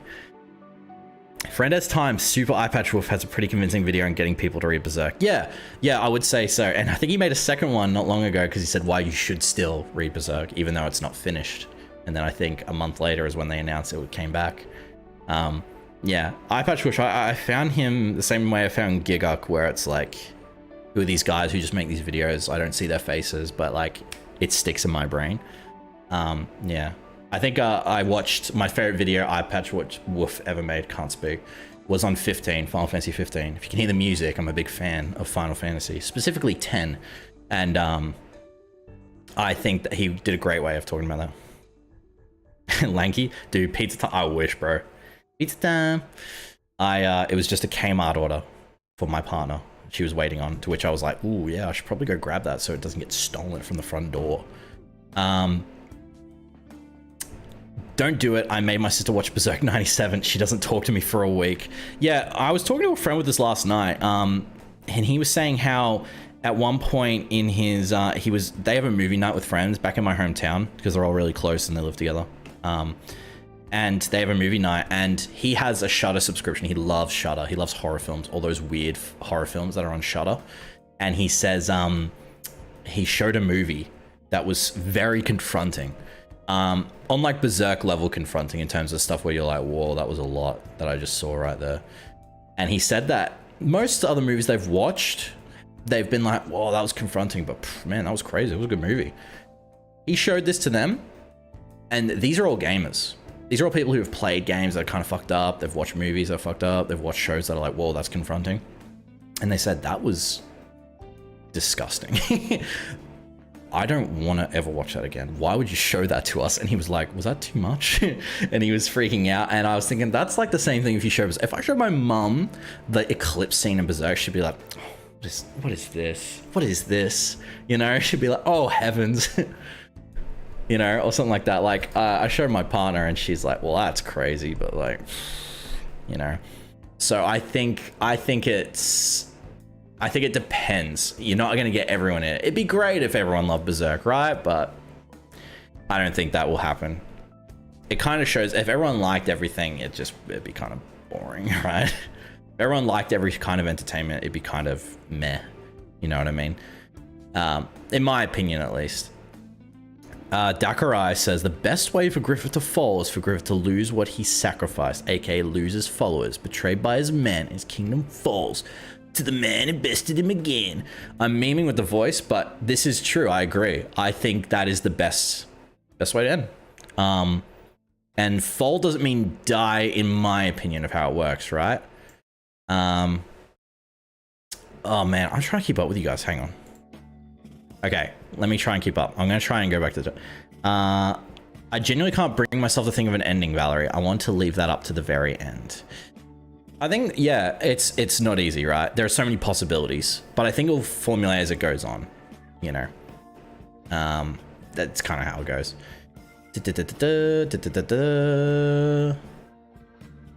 Johnson, I don't think that would be a very good ending. That adheres to the themes of the story. The whole point is fighting for a better future for yourself and friends. I think him falling and losing would still work thematically, but maybe not killing. I don't know. What's going on with it? Hey Megan, do you listen to the Skull Knight podcast? I don't. I always thought would there be a podcast of people talking about in the latest chapters. I don't. I've heard of it. I don't know who's in it though. I don't really follow podcasts that follow around shows, just because even though I am interested in finding out what people have to say, I think it's better to have a podcast that isn't based around a show, because if the show ends, the podcast ends. Do you know what I mean? And I always like podcasts of people who are growing, you know, who are changing, who talk and go through experiences. Like my favorite podcasts are like Trash Taste, The Yard, and when I was 18, I loved the Rooster Teeth podcast. That was like my favorite podcast. I listened to it religiously. And it wasn't really about a show they watched. It was just about them. You know what I mean? And I think that's one thing that maybe I want to grow out of possibly in the future is not just Berserk videos, obviously, because like if Berserk ends, hey, I'm done. That's it. But yeah, so I don't really listen to too much of those, but you know, more power to them. Don't care if I'm getting too personal. The chapter The Sound Sea made me cry because it reminded me of journey through depression. That's fair, man. Natty, no, it's fine. It's okay to get all personal. Parasocial relationships, all for it, but I hope you're doing better. It's always cool to like, you know, feel like, oh man, this is me.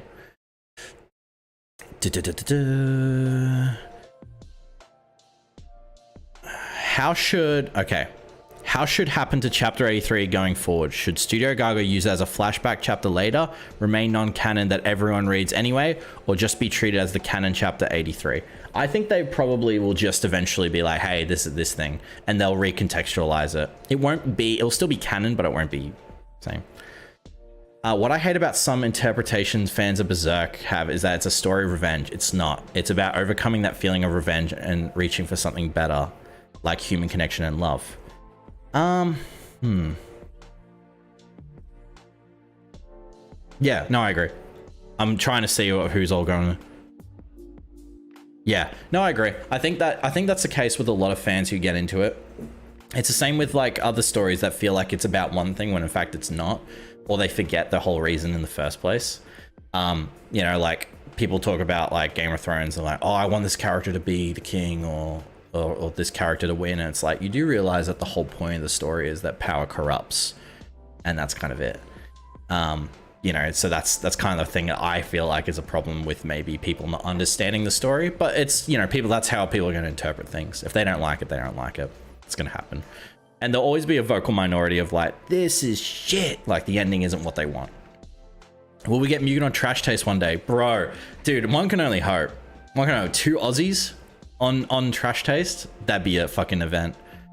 Not that it's reward, but I don't know. I guess if it's Guts, he was chasing his dream and that's what gave him satisfaction, but Guts is looking for something nuanced, but so human and primal as acceptance.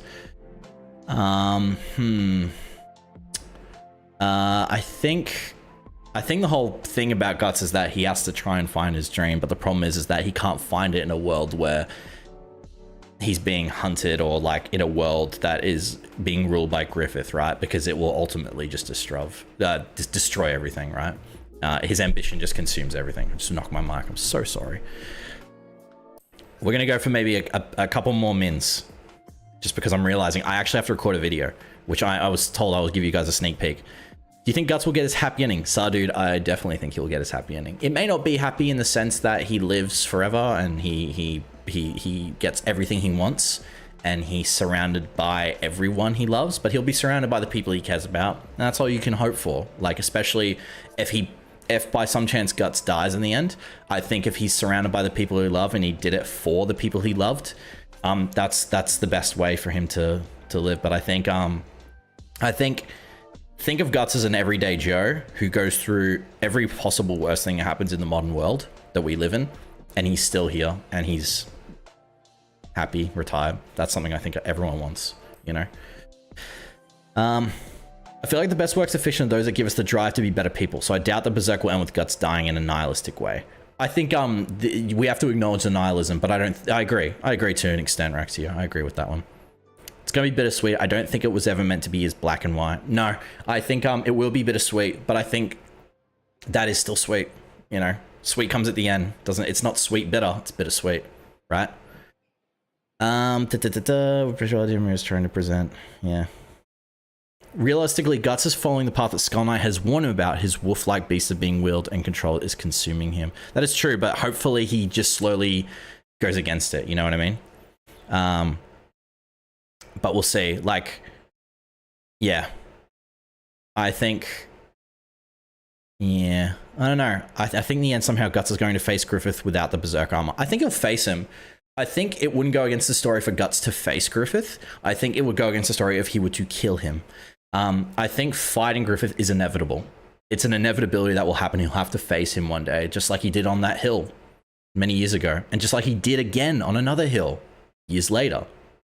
And I think to be free of someone, you have to face them, you know. And I think that will be a thing. New video, boys. Pray the sun. Do you think the story will conclude? Okay, I'll have one. Do you think the story will conclude between Guts and Griffith, but the continuity of the lore goes on with God Hand, or it all ends together? I read that question, but actually wasn't reading. Do you think the story will conclude between Guts and Griffith, but the continuity of the lore goes on with the God Hand? I think both are likely. I think Skull Knight might live on forever, continuing battling the idea of evil, because we do need these characters to keep fighting evil, to keep fighting death. Evil is the enemy we will never defeat, because we can't kill him, but we have to keep fighting him, right? So I think that will happen. But the story of Guts and Griffith will conclude. Both could happen, but the idea of evil is something that corrupts people. But at the end of the day, you have to realize it's people who make their choices. You know what I mean? All I have to do is thanks for the awesome night. Great way to start my weekend. Hope everyone has a good night. Looking forward to the vid, and I'll see you on the next live. Thanks, Valerie. Hopefully I'll see you there in the next live. But I'll I'll give you guys a sneak peek. So because I'll need to wind it, because I'm way past the time I was meant to like message my mates. Don't know if they're in the chat. So sneak peek for next video. Perhaps I could have some help with it in another iteration of it. So for this next video, I wanted to find how well do people know, because we all here in the chat love to talk about Berserk. That's obvious. And talk about our knowledge of what we think of it. So I decided to make a quiz of Berserk questions for my friends. My friends, these are the three who told me and were fans of Berserk before I started reading, told me about it, introduced it to me when I was in high school with the movies. And so with this, this kind of story, essentially what I wanted to do is take all three of them and quiz each of them and see who knows Berserk the best. And that is essentially the goal for this video. So you'll see when it comes out. I have to do it today just to get the ball rolling. I made the quiz, so it's not going to be the most in-depth questions. They may be a bit too hard for them. Not sure. These are guys who are fans, but they don't read everything that comes out. So yeah. Live stream was great. You have a lot of potential as a YouTuber. The only thing missing is your fans. Let's have a name for something. No, man. I don't need that. I don't need that. I don't need that. I don't need a fan name. I don't want parasocial relationships. I'm good. Just your time is fine. That's it. When will the video drop? Sometime soon. This past week I've been on annual leave from like my birthday week, so I've just been chilling and being like, yo, let's keep going. You guys? No. No. Don't. It'll be great if, yeah, nah, we don't need a name. I don't need that. I don't want to go down that rabbit hole, man, you know? I remember the early days of like YouTube 2010 to 2015 where it's like, oh, you're my little friend Hooters, we're best friends, my thubs, you know, they would have names and shit like that. Which, you know, they're not bad, but for me it's like, you know, maybe we'll see. I don't know. You guys, it sounds like a sickness. Oh god, totally not awful. That sounds like some sort of parasite. Oh god, Mugites, bro, no.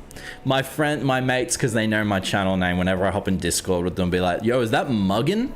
Because they love to be like, hey, we're saying the username but incorrectly, get it? Muggin. And I'll be like, shut up, man. So yeah, but that'll be the next video. Don't know when it will drop. It will probably take more time to edit because I'll be recording each of them individually and then editing it all together into the one, so you don't hear me ask the same question 3 times over. But yeah, if this video pops off and does really well, I'd like to do it again, either with viewers like you guys or with other Berserk YouTubers. I think it'd be really fun to do that, right? Like honestly, like questioning real life Ryan, because he probably knows the lore better than he definitely does. I'm not gonna say probably, he does. He knows it more than I do. So questioning him would be really fun, right? So that's the goal for later videos. So this is kind of like a proof of concept whether or not people would want to watch other people understand, you know, I'm a proud Mugat stan. Lanky, you can't.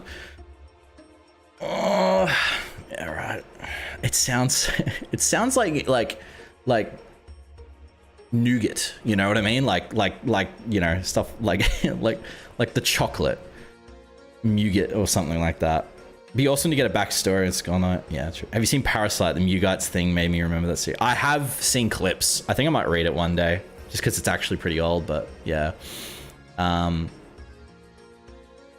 but yeah, that's something that's. Have you seen? Oh yeah. Oh god. Yeah, so that'll be the new thing, and we'll see how that goes. Because I tested them last night. I gave them a brief question.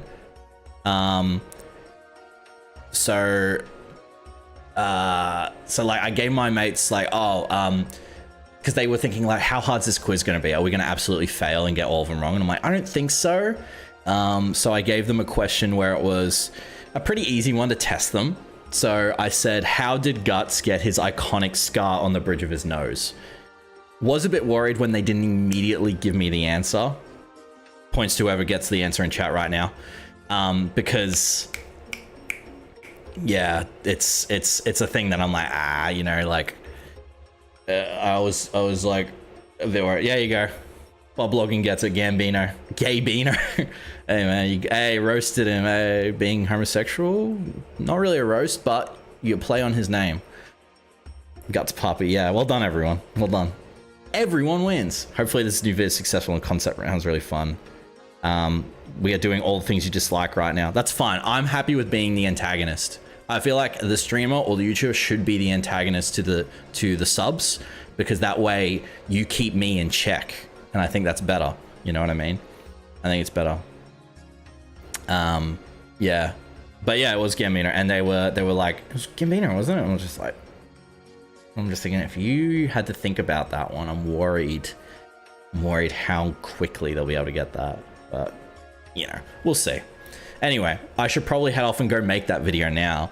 But thank you everyone for sticking by the stream. It's been crazy. Had like quite a few people in here, which is awesome. I will stream in the future, probably around after chapters come out. When new chapters come out, I might go live and talk about it, and then, you know, make a video after that. But we'll see. We might do some more stuff. Try and make sure that most stuff is interesting for like when, you know, I want streams to have goals and you know, stakes, maybe a bit more interesting. Play Dungeons and Dragons back in the day. Yeah, back in the day. I don't really have the patience for it. Don't have patience for it. Should make me make a video on absolutely terrible anime, or we all unsubscribe. That wouldn't be fun. Please don't do that. I don't want to do that. I'll do something. And you can't do that, because I'll do something, and that's my catalyst. That's my nuclear weapon. But yeah, anyway, I really have to go, guys. I really have to go, because I've streamed way longer than I thought I would stream. But that's all. But that's thanks to you guys. So cheers. I appreciate that. You know, I'll do the thing. I'll do the goodbye. Yeah, laters. And then yeah, we could probably take recommendations and stuff for like. I'll try and make next stream an actual video, so you know, it might be a bit more like goal oriented. But yeah, thank you all for watching. Appreciate it. As always, have a good one. Bye.